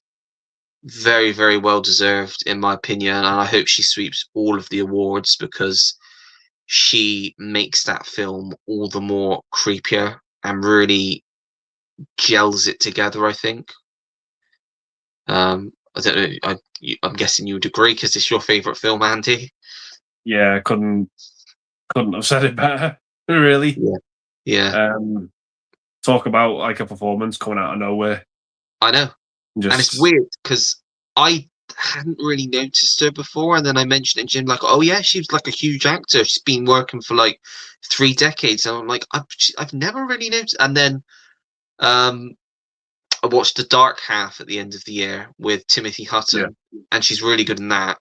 And then, of course, the other day I rewatched Uncle Buck and completely forgot she's in that as well. Yeah, and she's great in that. She plays Kevin Costner's wife in Field of Dreams as well. I guess it's been years since I've watched that, but yeah. But yeah, it just came out of nowhere, and yeah, I'm glad I'm glad she's getting the praise she's getting, because she is amazing in that film. Yeah, definitely. And then Best Actor, of course, went to Timothy Chalamet for Marty Supreme. Well deserved. I would just slightly put him above DiCaprio. I think, in all honesty, they're both really good performances, very different performances, obviously. But DiCaprio's got an Oscar. I think it's Timothy Chalamet's time now to be winning all these awards. I think this is the performance, if any, that he should get them for. Because I think he's really built up to this. I think while it shows from the win here that it's obviously paid off, and with him being the front runner, yeah, I'm pleased with that. What say you, Andy? Yeah, I'm happy with that as well. I think it's going to be between him and DiCaprio. I think, but yeah, it's he's great in the movie. I can't take anything away from that. Yeah. And then the category I was disappointed with, but it's been a very weak category this year, in my opinion. And that's Best Actress, which went to Jessie Buckley for Hamnet. Okay. I'm very biased with this because I've just really did not gel with that film at all. It's very much a film made for critics, in the sense that it's very. You can tell it's an auteur-made film, and it's just there's lots of things in there that you're like, oh yeah, that's just pretentious drivel nonsense. Like just the dialogue and just the way the film looks and is edited, just the whole way the film plays out, you can just tell that it's made for a specific audience, and that audience unfortunately was not me. There were parts in the film where I thought she was good, and there were other parts where I was just like, she's just screaming, and I'm just like, I don't appreciate you screaming in my face for however long she did, because she screamed more in that film than she spoke. I think she was constant, and it's not just screaming, it's screaming but also crying, and it's just like, yeah, it's clever that you can do that, but I don't necessarily need to see that. Yeah, I get that. And it's just one of those films. It's just, I don't put films on to be depressed. I put films on to be entertained, and there is nothing about that film, no aspect of that film at all, that is entertaining. It's a novel that they just thought, we're going to adapt that. They've adapted it. How faithful they've adapted it, I don't know. But yeah, it's always bad when you watch a film and you're like, this is an Oscar film, but not in a good way, in a bad way, in like the sense that you just, it's got everything that the critics look for in an Oscar film. But like I say, I'm not sure who else was nominated this year, because I can't really think of many Best Actress performances this year. But it's the category I'm like, I'm not too bothered about this year. If the other three win at the Oscars, then I would be happy enough. I don't know how you feel about that one, Andy. Yeah, I don't mind the fact that she's won, to be honest, because I thought she was the best part of that movie, and I get it. Yeah, but it's just, for me, it was like a period drama moving at an absolute snail's pace of a movie. It was tough to get through. The subject matter was bleak as well, which didn't help the experience, but it's still kind of well made for that type of movie. But it just it's not going to be on my top. It probably isn't going to be in my top 100. I'll be honest, the people whose list it is on are people I probably wouldn't listen to, I wouldn't trust with reviews, because they're people that generally, their top 10 films are the films that the critics' top 10 films are, like Hamnet, and then a foreign film, and then one battle after another, like like those sorts of things. And I'm like, I haven't heard of half of these films. Like those sorts of people, I'm not going to listen to anyway because they don't watch the same films that I watch, and the films that they watch, I probably wouldn't get on with. Yeah. But yeah, it's just one of those things. It's one of those years. It's a performance. It's one they've pulled out and they've said that's worthy, because it's not been a particularly strong year, I don't think, for lead actress performances. I think that is definitely the weakest of the 4 categories this year. But yeah, like I said, if she does win, I wouldn't be bummed. I generally do like her as an actress. I just didn't think she was great in this personally. So in a way, just for her to get that award, I would like, because I like her as an actress. But for the film, I don't know. Sort of wish it was for something else, but I don't think she's done anything else yet to that level. I think this is the first film to that level where she's pushed herself. Yeah, I think so. I've watched YouTube videos over the past 2 weeks of the top films of the year. I think the big one was I watched. I don't really like this YouTube channel, but it's the Watch Mojo one. It's like a massive. Oh yeah, yeah. They had Hamlet at number 3 of the year, and I was like, yeah. I could just tell that with Watch Mojo, it's so scripted. Everyone, it's algorithms and it's all based on facts and figures and charts that YouTube channel when it comes up with, and nothing about that channel seems genuine. Yeah, I agree. But it just I've heard people say like it's one of the best films ever made. I would not go that far. No, like at all. Right. Definitely not. Yeah, have they seen many films? Exactly. That would be my question. Have you seen much? Yeah. What was the other film you watched in your entire life? Yeah. Like, yeah, The Room. Yeah. They've watched The Room and Hamlet. If you're saying that, get it. Yeah. It's one of the most overrated films. Yes, definitely. Definitely of the year.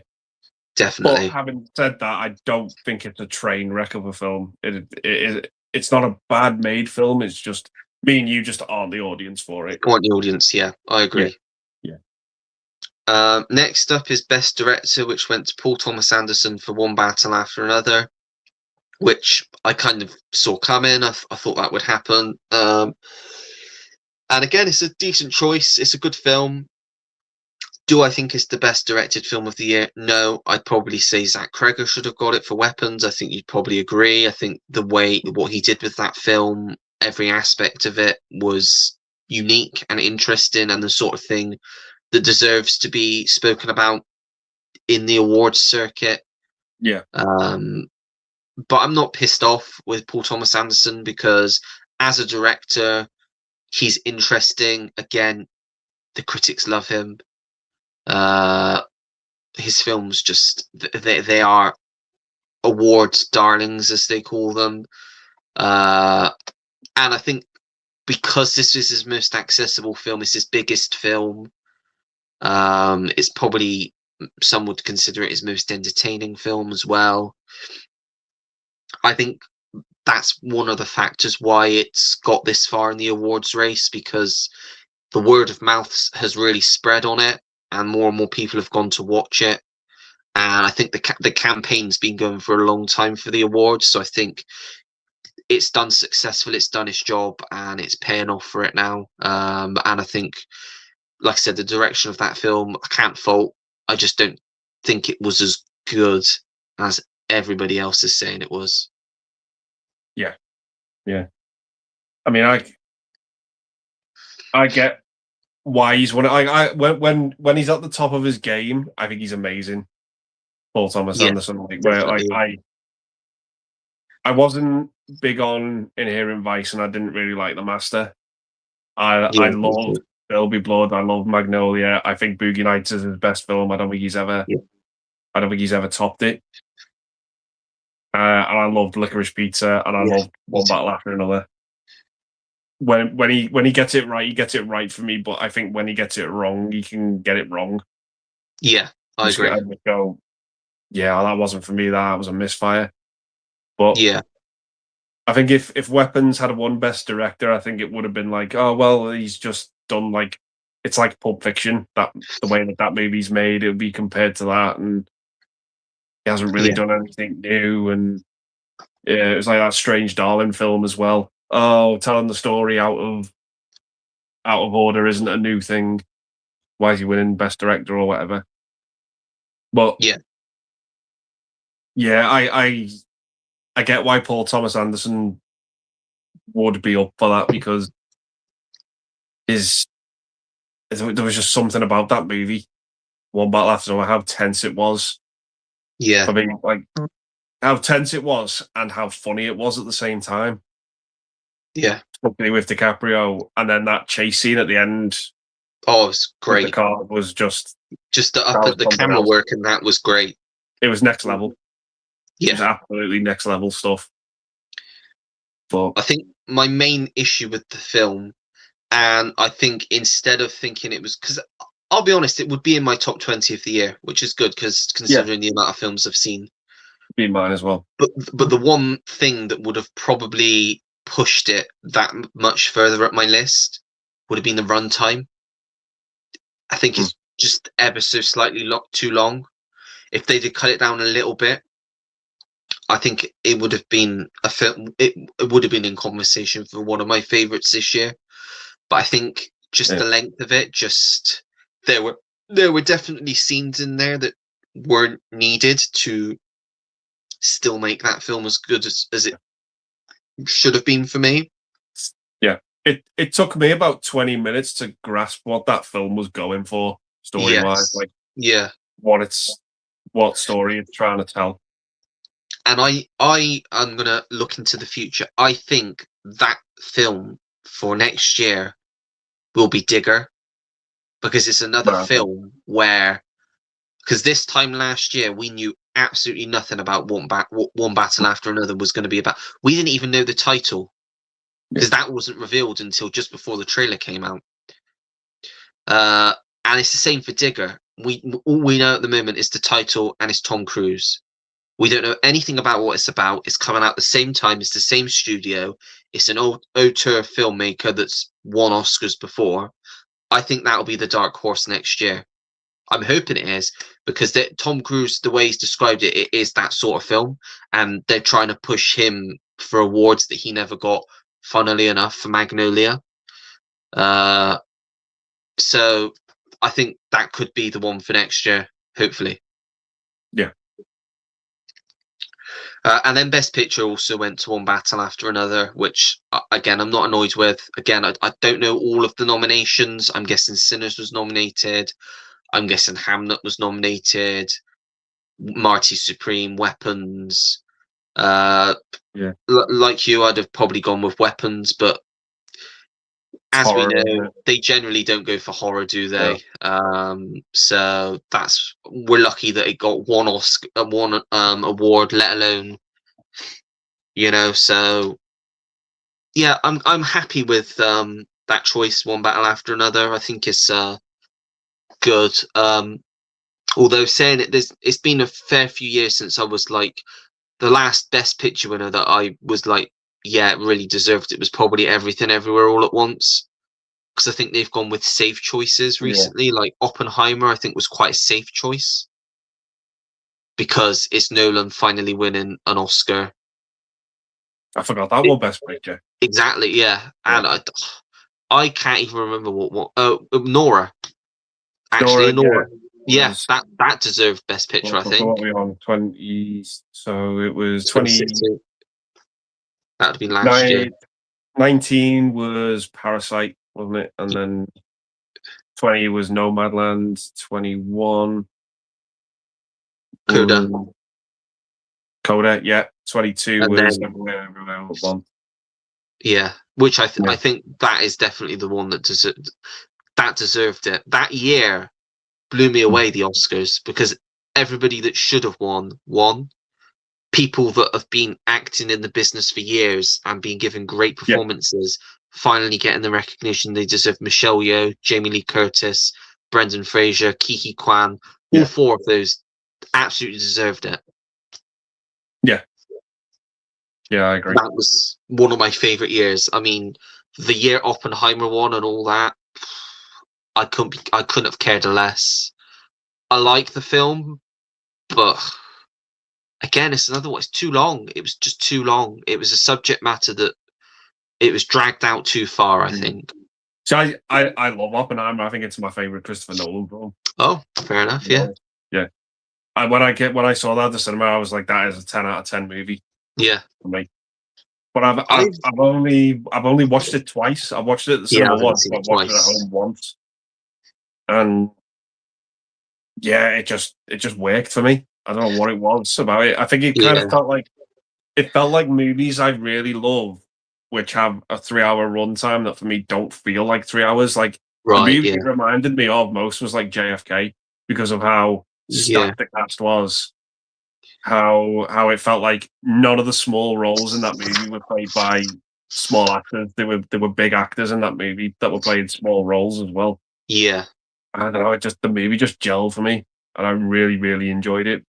But I get why people thinking on it. Like people can easily watch Oppenheimer and go, oh yeah, could have shaved 40 minutes off. It didn't need to be that long. And I completely get that. I did like I said, I did like it. There are some films that I watched and I'm like, I just don't get it.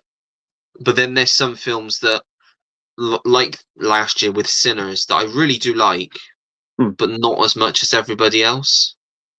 Yeah. But like, you've got to ask yourself, like, have we had this year? Have we had a movie that's going to really, really stand the test of time? Like, have we had a new Star Wars? Have we had a new Jaws? Yeah, exactly. Have we had a new, I don't think we did last year.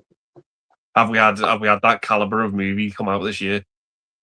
We had a lot of blockbusters, but not memorable blockbusters. I think the biggest memorable film from last year would be Weapons. I truly think that probably will stand the test of time. Yeah. I think that's 2. I think it's my number 2 because I think my number 1's still The Long Walk, and then my number 2's Weapons. 3's The Life of Chuck. Then I think 4. I think 4 I would put Rental Family now, and then 5 I'd probably go Marty Supreme. 6 F1, 7 The Naked Gun,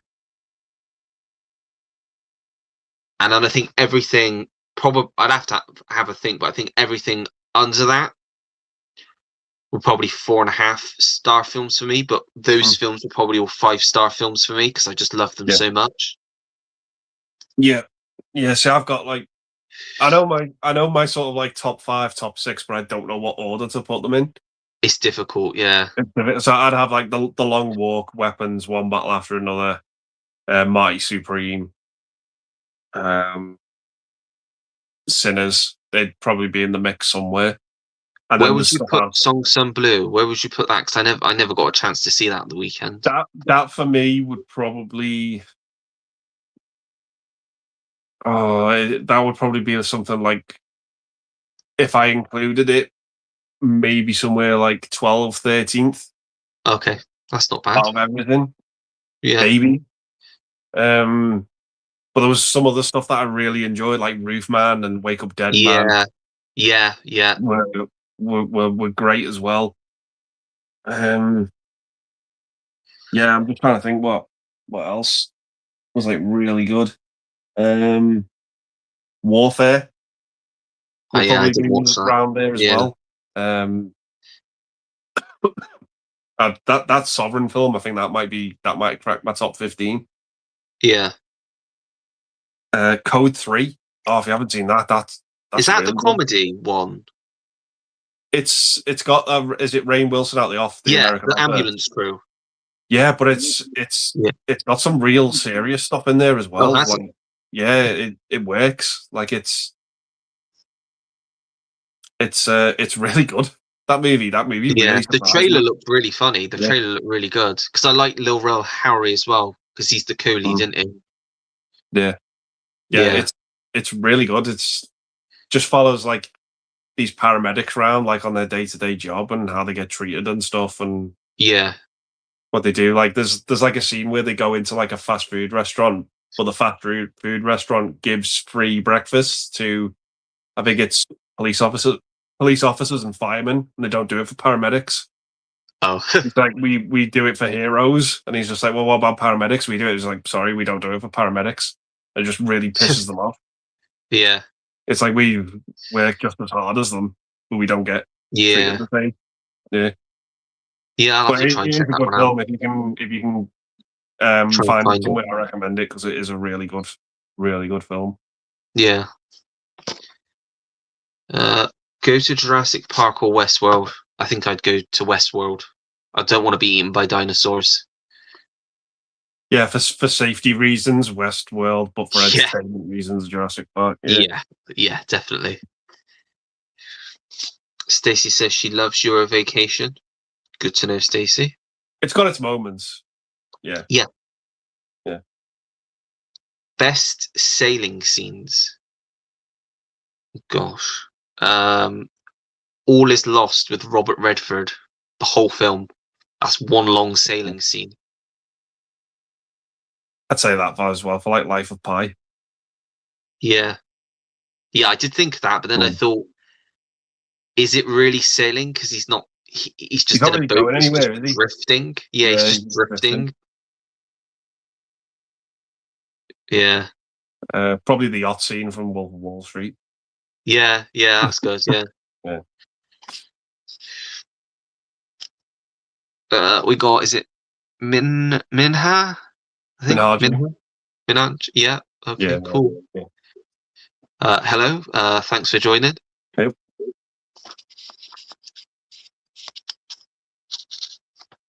You're looking forward to Scream 7 next month around the corner now. Let's go. Yeah, I'm really looking forward to that one. I love all the Scream films.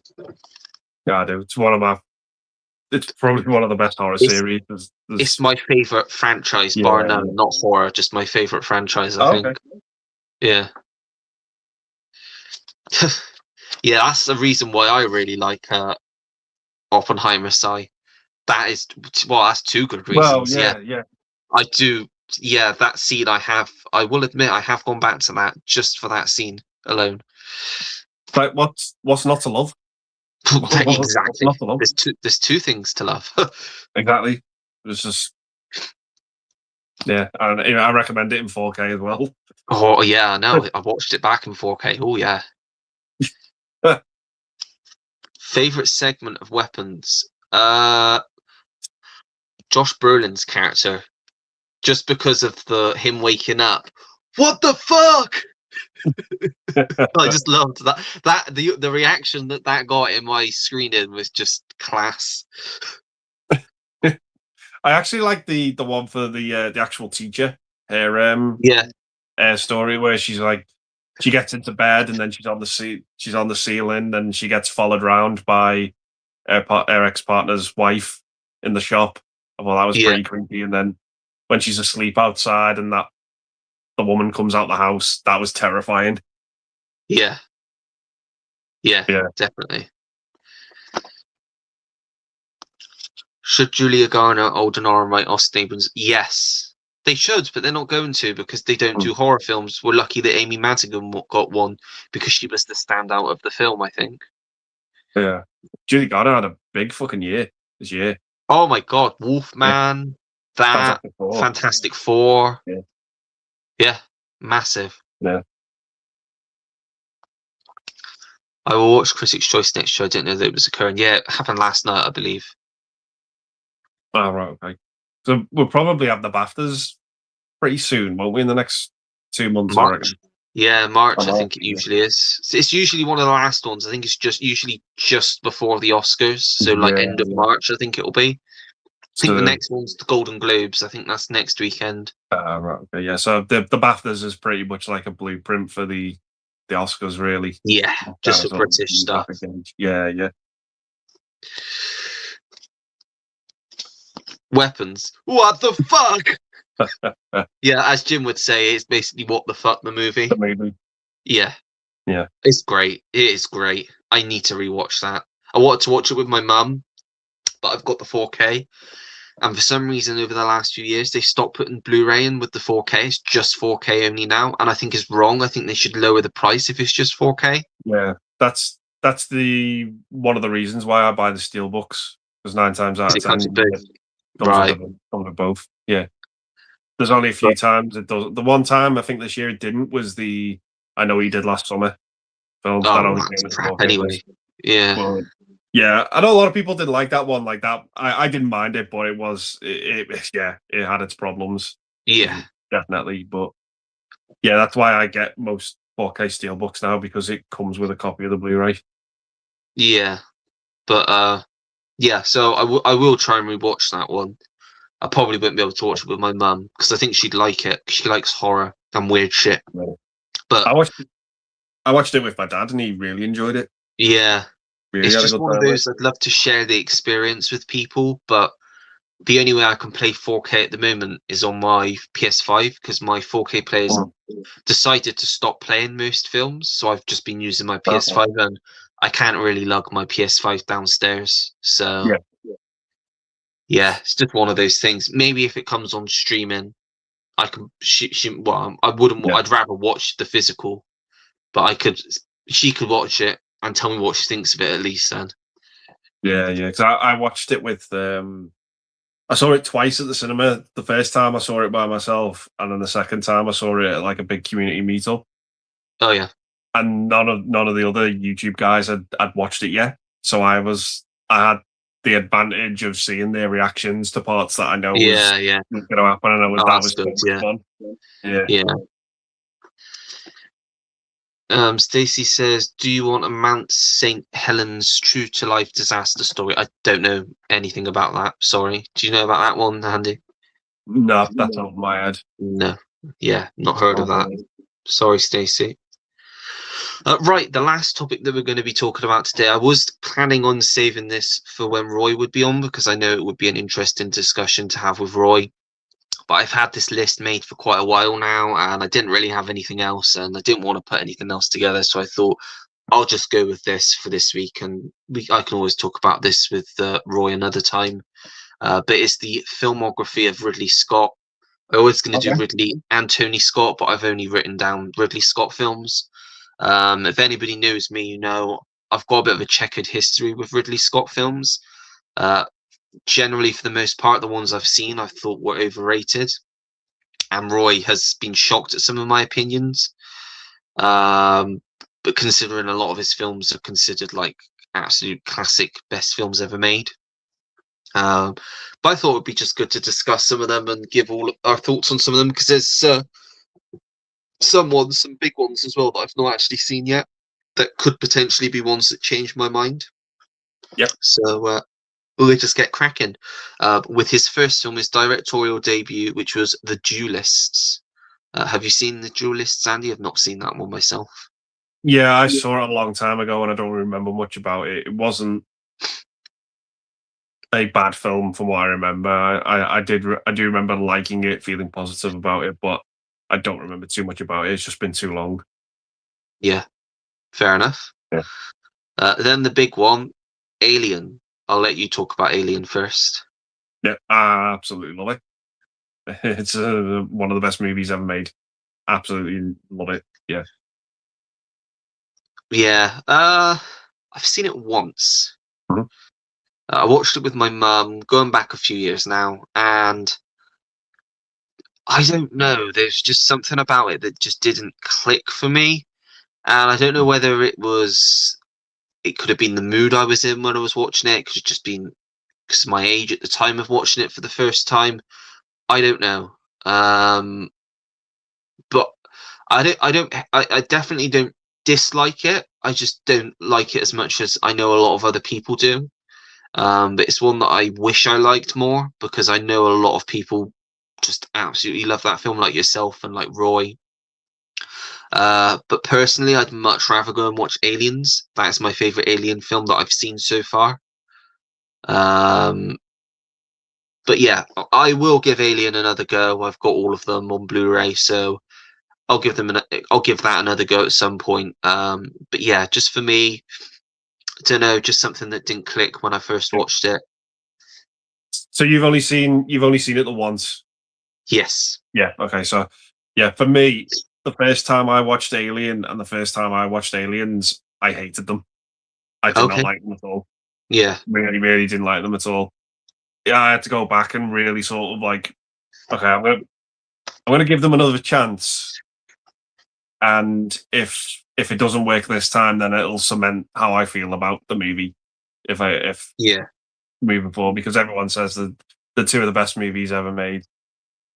And then I sat down, watched them, paid attention, shut everything off around me, just watched them, and Yeah. then I was like, okay, I finally get it now. Yeah.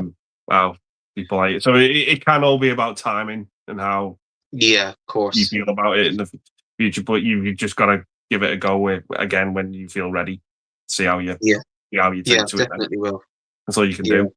But yeah, for me, I wasn't a fan the first time I watched them either. But Yeah. I'm very much an advocate for those films now. Like I Yeah. yeah. The next film, which I was of the same opinion of watching, I watched it for the first time before the sequel came out, and I didn't get it, didn't get on with it. I think again it could have been relating to my age at the time that I watched it. But then I rewatched it again last year, and I like it a lot more. Still don't love it, but I like it a lot more than I did on the first watch, and that is Blade Runner. Yeah. Which I think more than anything is just a visually stunning film. It's just a stunning experience to sit through. But yeah, I think it's just you gotta watch the right cut of that film because I've heard the narration bullshit isn't worth watching. I watched whatever the 4K cut was. I don't know if both cuts are on there, but is it the final cut? Yeah. But yeah, I'm hoping that it's a film that grows on me more the more and more I watch it. Because it's got a lot of stuff there, but I absolutely adored the sequel. I don't know why I like the sequel and I didn't like the original at the time, but I adored the sequel on every level. So yeah, I'd like to go back and watch it again in a few years, and hopefully I'll like it even more on a rewatch. I don't know how you feel about Blade Runner, Andy. It's probably my favorite Ridley Scott film. Yeah, To be honest, but again, like Alien, I hated it the first time I watched it. I was bored shitless. yeah, I think that's how I felt. Yeah, I hated it. But and then I think I had to sort of study it when I was in film. I was doing A-level film studies, and that was one of the films we were sort of looking at because it was kind of like a futuristic film noir. So Yeah, and I was like, okay, well, I'll go home and I'll watch it again and I'll give it another go. And something about it clicked with me. yeah, I don't know what it was. It was the way it's told. I love the opening text at the start, and then you have that absolutely beautiful, stunning opening of what would be a dystopian 2019 Los Angeles with like fire in the sky and stuff, and then the Vangelis score is second to none. yeah, Yeah, it just blew me away on levels I didn't know it could. And I just yeah, really like the story as well. Really like the story about these replicants that come to Earth. They only have a 4-year lifespan and they want more life. yeah, And yeah, it's just a movie that works for me. But again, I can understand why people don't like it because it is slow paced. It's too sci-fi. I think yeah, yeah, it can be, but yeah, I adore it. It's a 10 out of 10 movie for me.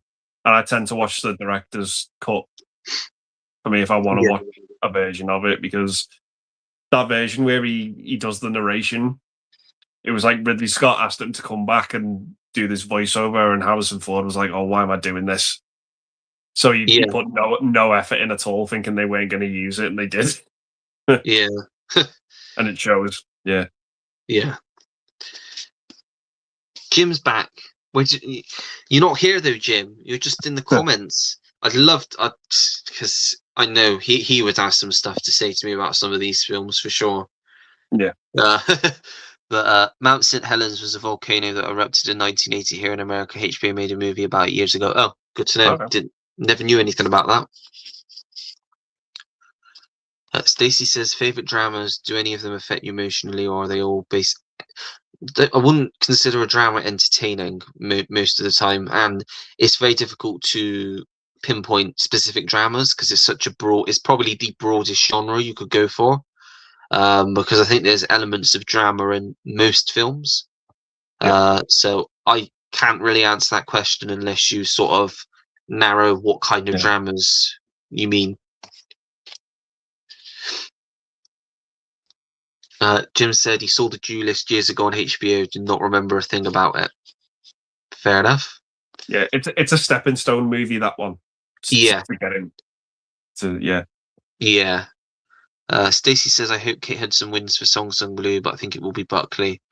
Yeah, she does look like she's really good in that, Kate Hudson. If I'd have seen the film, then I could tell you, but I can't honestly say without having seen it yet. The pair of them are amazing in it. Yeah, I've heard. Hugh Jackman. Yeah. Yeah. Jim says, Alien is one of the greatest science fiction horror films of all time, with one of the greatest taglines of all time in space. No one can hear you scream. Tagline, can't argue with that. For me at the moment, it's not one of the greatest science fiction horror films, although it's one of the only science fiction horror films. Actually, no, I'd say to me, and Jim's going to piss himself at this, the greatest science fiction horror film of all time is Life Force. I rest my case.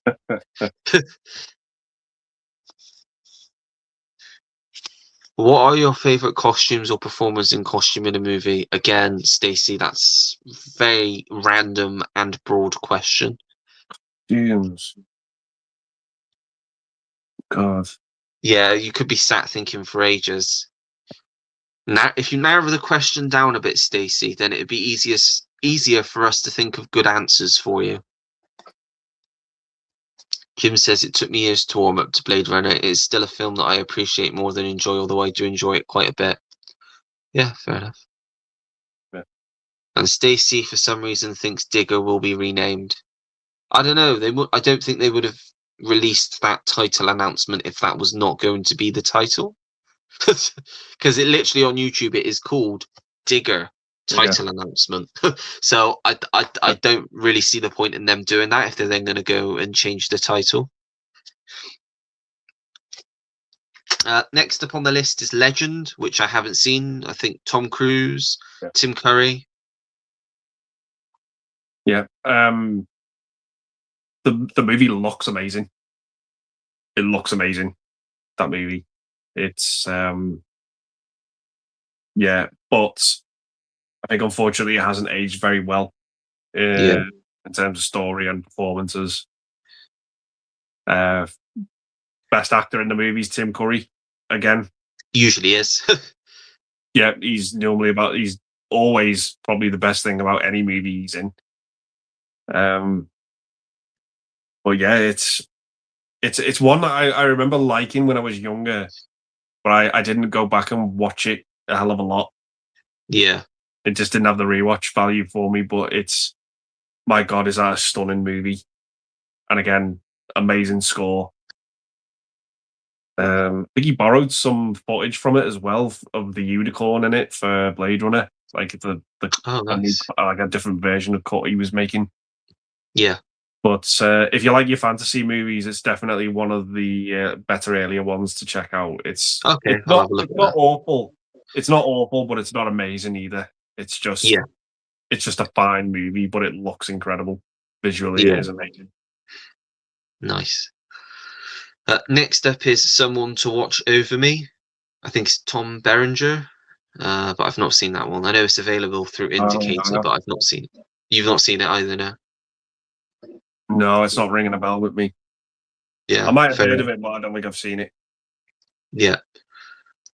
Next up is Black Rain, Michael Douglas, and who's the co-lead in that? There's some. I think it's Andy Garcia. Yeah. It is Andy Garcia, isn't Yeah. it? Yeah, because I remember the scene at the car park with the gang and something happens to him. It's an enjoyable Yakuza film. It's okay. Yeah. It's not his best. It's enjoyable. I like Michael Douglas. Yeah. I think he takes the part well. I think it was enjoyable for what it was, but yeah, it's not a very standout, memorable film within his filmography. I don't think. No, it's not. It's not his best work, but it's not his worst either. Yeah, yeah. Then we've got Thelma and Louise, which solid film. Yeah. Probably his first film that I really do like. I loved both the leads in there, Sarandon and Davis. I think they're great. Got great on-screen chemistry with each other. Obviously, very, very early role for Mr. Brad Pitt. And I think his bit in it's really great. Iconic ending. Yeah, really enjoyable film, and one that I should definitely add to my collection, I think. What do you think, Andy? Yeah, I think it is a very, very much an above average movie. It's a good film. Yeah. Doesn't have the rewatch factor for me. But yeah, I can't really critique it too much because of its significant impact it's had on pop culture and things like that. But yeah, it's a good, like you say, it's a good, solid film. Can't say anything more about it than that. Yeah. Next up is 1492 Conquest of Paradise. Have you seen that one? No, I've not seen that one either. And then we've got White Squall, another one I've not seen. No, I haven't seen that one Jeff either. Bridges, I think that is on the boat, I think, but I've not seen it. And then we've got the one that made a comeback at the Oscars a few years ago, G.I. Jane. You know what? It's got its problems, but I like it. Yeah. It's all right. It's an all right movie for me.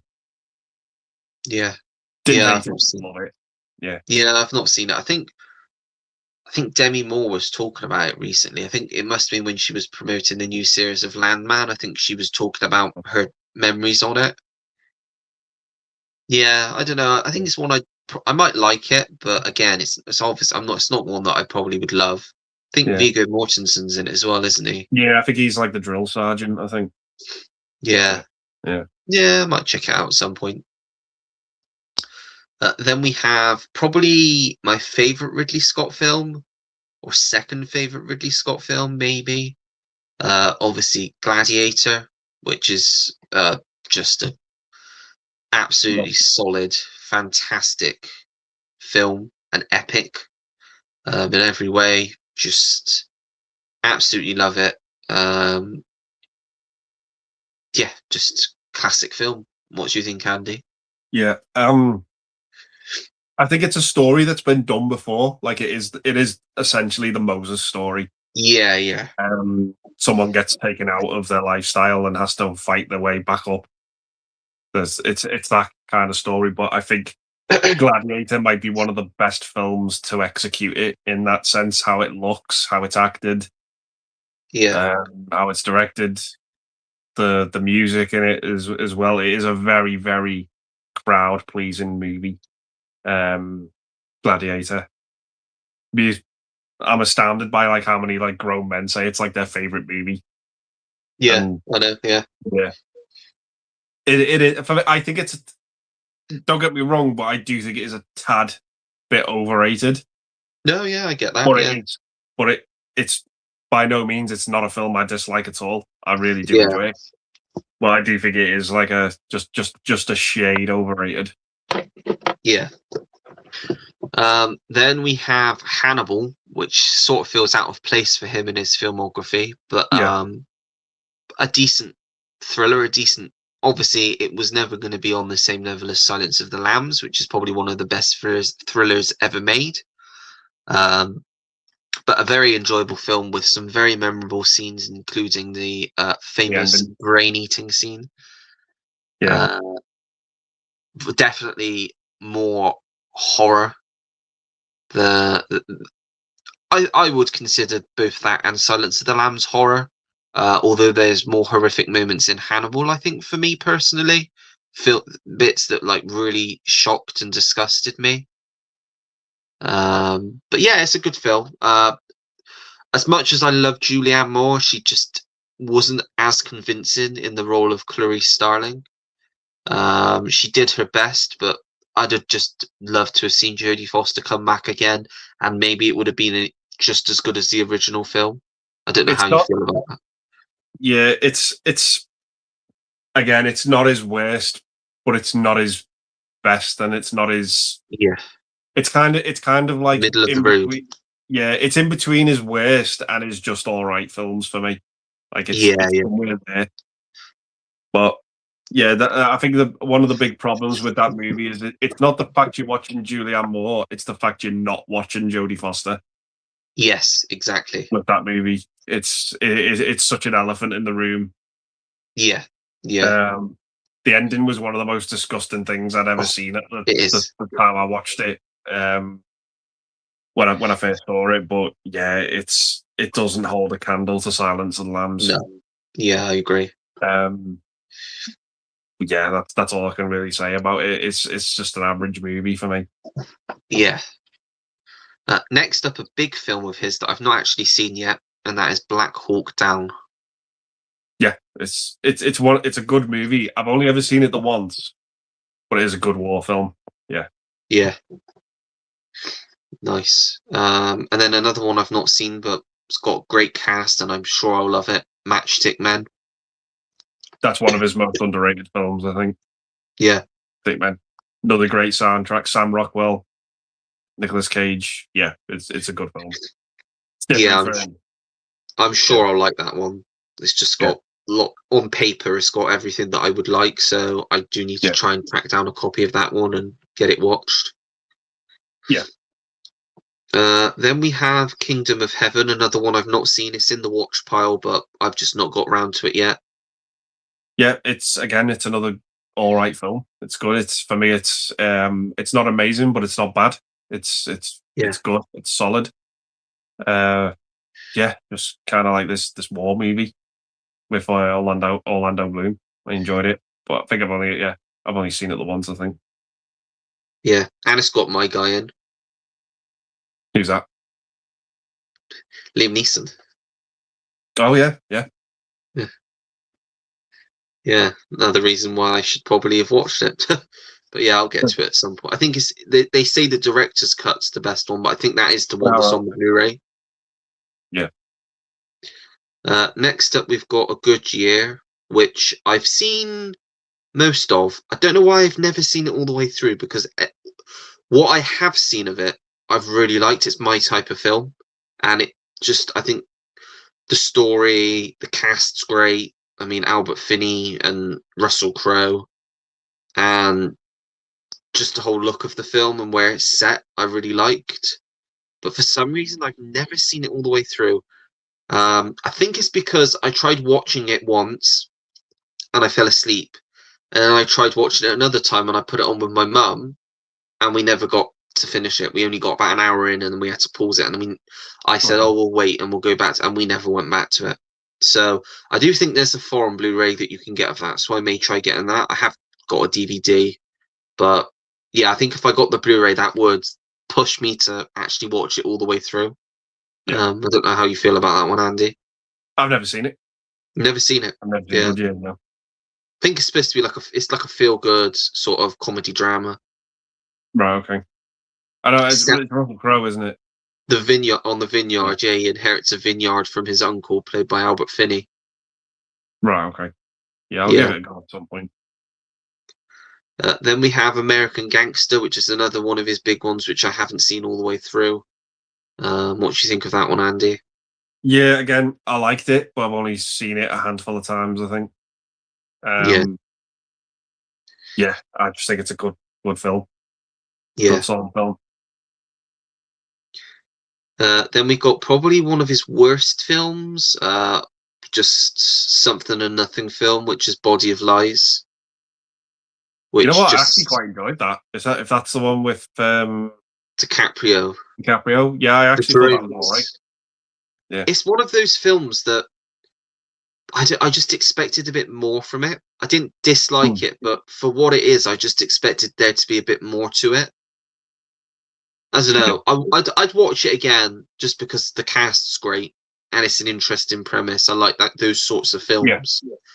But I think I was just expecting there to be more in it, and there wasn't, and it disappointed me quite a bit. Yeah, that's fair enough. Yeah. Then we have Robin Hood in Jeans, which is just, I don't know. I don't dislike it. I've got the 4K. I've seen it a couple of times. I like Russell Crowe, although his accent's just, I don't really know what he's going for with his accent in that. It's another version of Robin Hood, another version we didn't really need. Ridley Scott trying different things with the character that are interesting, but yeah, again, not one of my favorite of his films, I would say. What about you, Andy? Yeah, I hated it. Yeah, fair enough. Yeah, Yeah, I really didn't like it at all because it's called Robin Hood and his name's not even Robin Hood in the film. Yeah, it's just like I just couldn't get on with it. His name's Jim. I'm a big fan of Mark Addy, and he couldn't even save it for me because he was in it. He played right up. I really, really didn't like it. I just thought it was so boring. It did nothing for me. It made me want to watch the Kevin Costner one again, and I love that film. Yeah. I think that's the problem with a lot of Ridley Scott's films that I've come to. I find a lot of them boring. But then, like you say, because you said with Alien and Blade Runner, you found that way, but the more you watched it, the more you enjoyed them. So I don't know whether some of these films are like that. You need to watch them multiple times to get more out of them. Yeah. Then we have Prometheus, which, if you're talking about alien films that technically aren't alien films, it's a prequel. It may be my favourite. I loved it. I thought it was all right. Yeah, fair enough. No, yeah, I didn't hate it. Didn't love it. I just thought I finished it and I was like, yeah, I can see myself watching that again. Yeah. That's what I got out of it. Really like Michael Fassbender in it. Yeah, he's really good in it. Well, he was really and I like Idris. Idris is good. But yeah, I just thought it was all right. Yeah.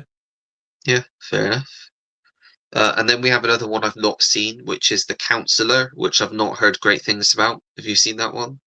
No, I stayed away from it because I heard it was trash. So I even had the Blu-ray. I had the Blu-ray in my collection for years, and I just never watched it. Yeah. I think I got rid of it. Then we have Exodus: Gods and Kings, which is sort of his biblical epic kind of film, but again, I think it's just too long. It's been a long time since I've watched it, in fairness, but I just remember it being really long and boring again. Yeah, it's too long, and it kind of tweaks the Moses story again, and it doesn't work. It just comes across as quite dull, and it's a dull movie to look at as well. It just looks like the movie's been in the wash about 30 times, and then you got to watch like all the dull colors. It's like, it's just a bang average. Yeah, I agree. Movie. Yeah. Then we have what's probably my favorite of his films. I just absolutely adore it. It's probably one of my favorite science fiction films ever made. One of my favorite space films ever made. I just love what he did with it, and that's The Martian, which is just a incredibly well-made film, from the script to the visual stuff to the casting to the soundtrack. Everything in that film just works on every level for me.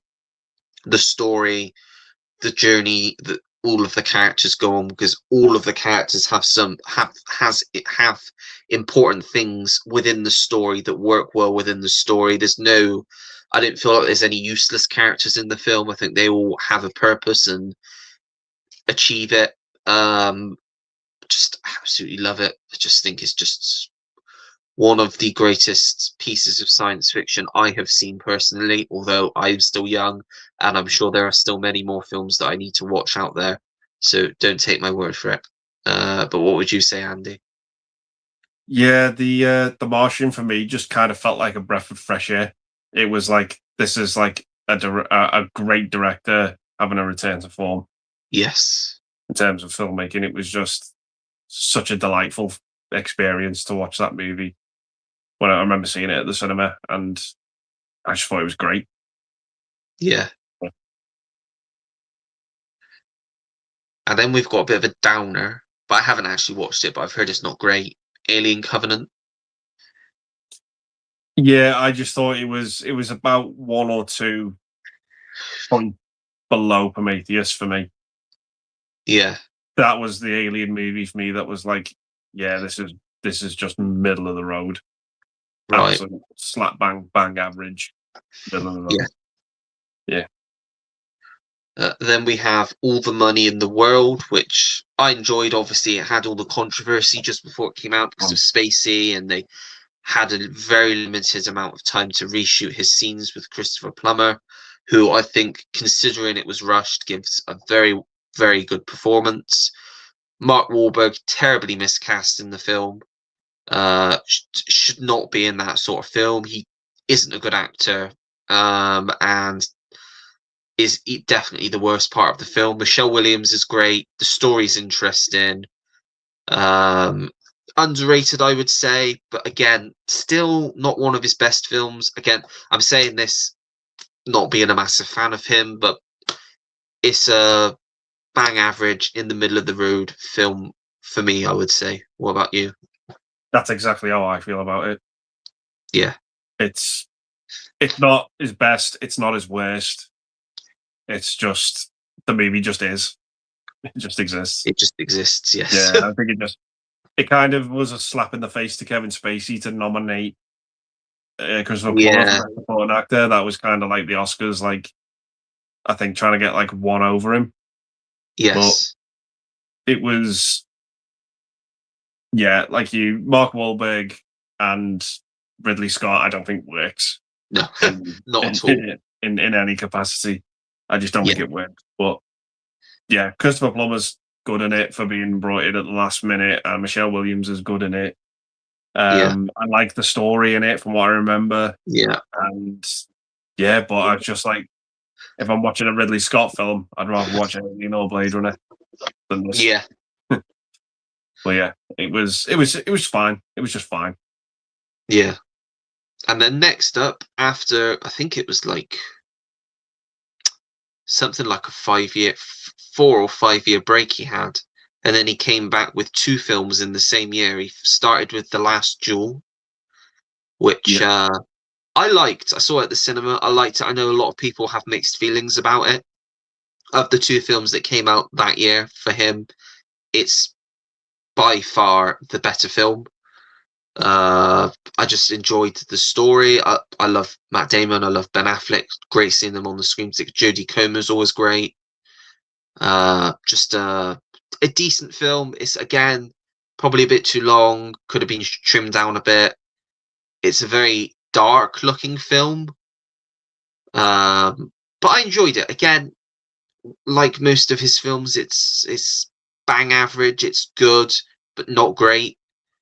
And I don't know how often I would go back to it, but I enjoyed it from when I watched it. I don't know how you feel about that one, Andy. Yeah, I liked it. It wasn't his best work, but I liked it. I was probably a little bit biased to it because Jodie Comer's in it, and I just absolutely love her. But I just thought it was a good movie. It wasn't a great one. Yeah.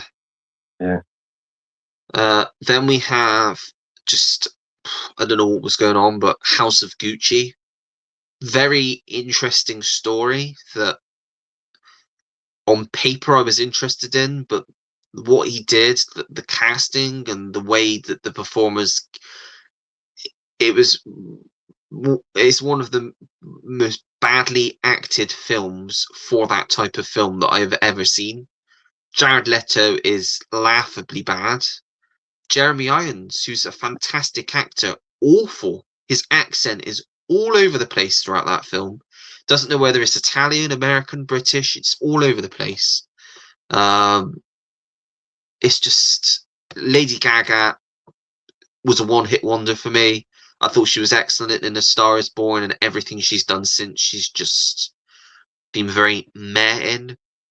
Adam Driver is another one of those actors that he's just, I don't see what everyone else sees. He's okay, but he's not like incredible. And again, his accent was just weird in it. It just didn't work. And even Al Pacino was like, I'm here, but you could just tell he wasn't giving it his all. So yeah, just a bit of a bummer of a film, considering the subject matter is quite interesting, but I just don't think it was executed to the level that it should have been.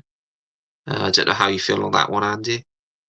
I didn't hate the movie, but there's a line in that film that Jeremy Irons says to Jared Leto's character, and I think it just sums up the movie perfectly. It was like, I think he says to him something like, "You are the definition of mediocrity," and I was like, "That's exactly the you're describing the movie." Yeah, exactly. Yeah. And then we have a generally bad film that I couldn't wait to finish, Napoleon. And then he had the audacity to release a director's cut that was even longer on Apple. Who, to the poor souls that watched that, I feel ever so sorry for you for wasting 4 hours of your life on that, because again, another film that just does not work. Again, interesting subject matter, executed poorly, badly cast. Just, I am sorry, but I'm of the opinion that Ridley Scott's done now. I think his days are over.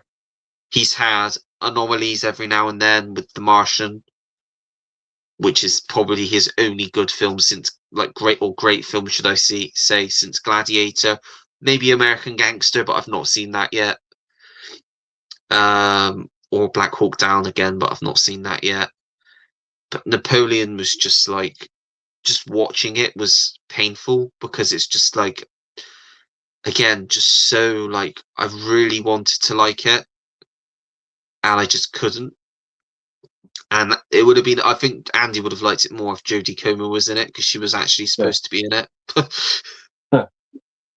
Yeah, I kind of felt the same. I didn't hate the movie, but again, it's just like, yeah, it could have been so much better. This could have been, better. There was a scene in it which I thought was absolutely brutal, where you see people getting shot by cannons. And I was like, wow, that is brutal. Like, yeah, that scene in the movie. But again, it was just like, oh god, this could have been so much better. Yeah, definitely. Yeah. And then that brings us up to his most recent film that's been released, which is Gladiator 2, which, whilst being enjoyable, was not a patch on the original. It was totally unnecessary. You ask Russell Crowe and he'll say he doesn't understand why the fuck they did it. Said it's pointless to him. I don't think he's even watched it. I think he said he doesn't even have a desire to watch it. I would have much preferred to have seen the version that they had written years, I think about 20 years ago now. I think Nick Cave wrote the script for it, which I've read the start of, and it's a very interesting way to take the story, and I think that would have worked much better, I think, than what we got. Another guy that's the it guy at the moment, Paul Mescal, who, yeah, he was okay in it. The best part of the film was Denzel Washington, who's generally the best part of any film, but it's just like, it felt like they wanted to do a sequel, so they wrote a story that would accommodate that, but it wasn't a particularly strong story. It has interesting and entertaining parts to it, but overall, again, just feels like an unnecessary film that could have been so much better than it was. I don't know how you feel on that one, Andy. It's 3 words to sum it up: good but unnecessary. Yes, yeah, exactly. Who was asking for Gladiator 2? Yeah, exactly. I can't see many people doing a double feature of both of them, because it's just like, oh God, it's like I don't know, a meal you really enjoy, and then having a mediocre Yeah, dessert. yeah, definitely. Yeah, it's just, it doesn't gel with the first one. It doesn't have the quality of the first movie. Yeah, It just suffers from everything that a sequel suffers from. That isn't as good as the original. But it's not a bad definitely. film. Like you say, No, Denzel Washington's one of the best parts about it. He's just hamming it up, having a ball oh yeah, as the yeah, villain. definitely. He's really enjoying himself, and he's fun to watch. But Yeah. yeah, it just, he was crying out for Gladiator 2. Exactly. Yeah, we didn't need it. But yeah, hopefully he because he's supposed to be doing a Bee Gees film. I'd be interested in that if that does happen. Obviously, he's got one that's already ready and coming out in August now, I believe. With Jacob Elordi. So that might be all right. Could be interesting in a sci-fi film. The problem with him is when he's great, but when he's bad. He is bad, yeah. That's the thing. Really bad. And for me, I think I've just watched the wrong films, or in my case, the right films at the wrong time, or the wrong films at the wrong time as well. Like, I think it's all about timing when you watch those films, and how you watch them, who you watch them with, the experience you have watching some of his films. I think that's what makes it. And I mean, Roy will fight me to the end of the days. I think he's got more bad films than good films. Yes. He's got more bad and mediocre than great. Yes. Yeah. Whereas for me, his brother, which I've said this on a video, Tony Scott, has more enjoyable, better films that I would rather watch than the films that Ridley Scott does. Like, especially if you look at his like 90s stuff. All of Tony Scott's 90s stuff is just a lot of fun. Yeah, I've even got a new appreciation for Top Gun after Top Gun Maverick. Well, Top Gun, yeah, exactly, yeah. I didn't like that film first couple of times I saw that, but I really enjoy it now. Yeah, yeah. Jim said, I saw Legend on a triple bill with Maximum Overdrive in Texas Chainsaw Massacre 2, aka the 2 cocaine movies. That whole night is a fever dream. Sounds like one, yeah. That is one triple feature. Yeah, it is. Jim says the best thing about Legend is Tim Curry as Darkness. He is incredible, and the art direction is top notch. He's unrecognizable in that film. Yeah, he doesn't look like Tim Curry, and he doesn't really sound like Tim Curry, but you still know it's Tim Curry. Yeah, yeah. It's really weird, but yeah, he is the best thing about it, hands down. Yeah. Someone to Watch Over Me is basically a generic Lifetime movie. Okay, so one to skip then, basically. Jim says Black Rain is solid. Yeah. Thelma and Louise is a great movie, although I do not own it. Me neither, Jim. And then we've got loads of really random questions from Stacey, which I'm going to skip over. More random, just loads of random questions from Stacey, and unfortunately, Stacey, I'm going to have to skip over them. And that is the end of the comments. And I do think we will leave the stream there. I've got to go and finish Men in Black. And I want to try and get as early a night as I can before I have to get up for a big day tomorrow. Yeah, I'm gonna watch Batman Forever after this. Oh, nice. I like Batman Forever. Yeah. I enjoy it. It's a fun film. I do. I enjoy it. It's one of my childhood favorite movies. Like I adore it. Yeah. Not a great movie, but I adore it. Yeah, yeah. So yeah, right, everyone. Thank you, everyone, in the comments for sending in your comments and questions. I should be back next week on Monday again at 7, all being well. So yep, stay tuned for that. And thanks, Andy, for joining me tonight. Always great having you a guest on. Thanks for the invite, Ollie. That's all right, no problem at all. And yeah, that's it. So until next week, everyone, take care. Goodbye. Bye bye. Bye, everyone.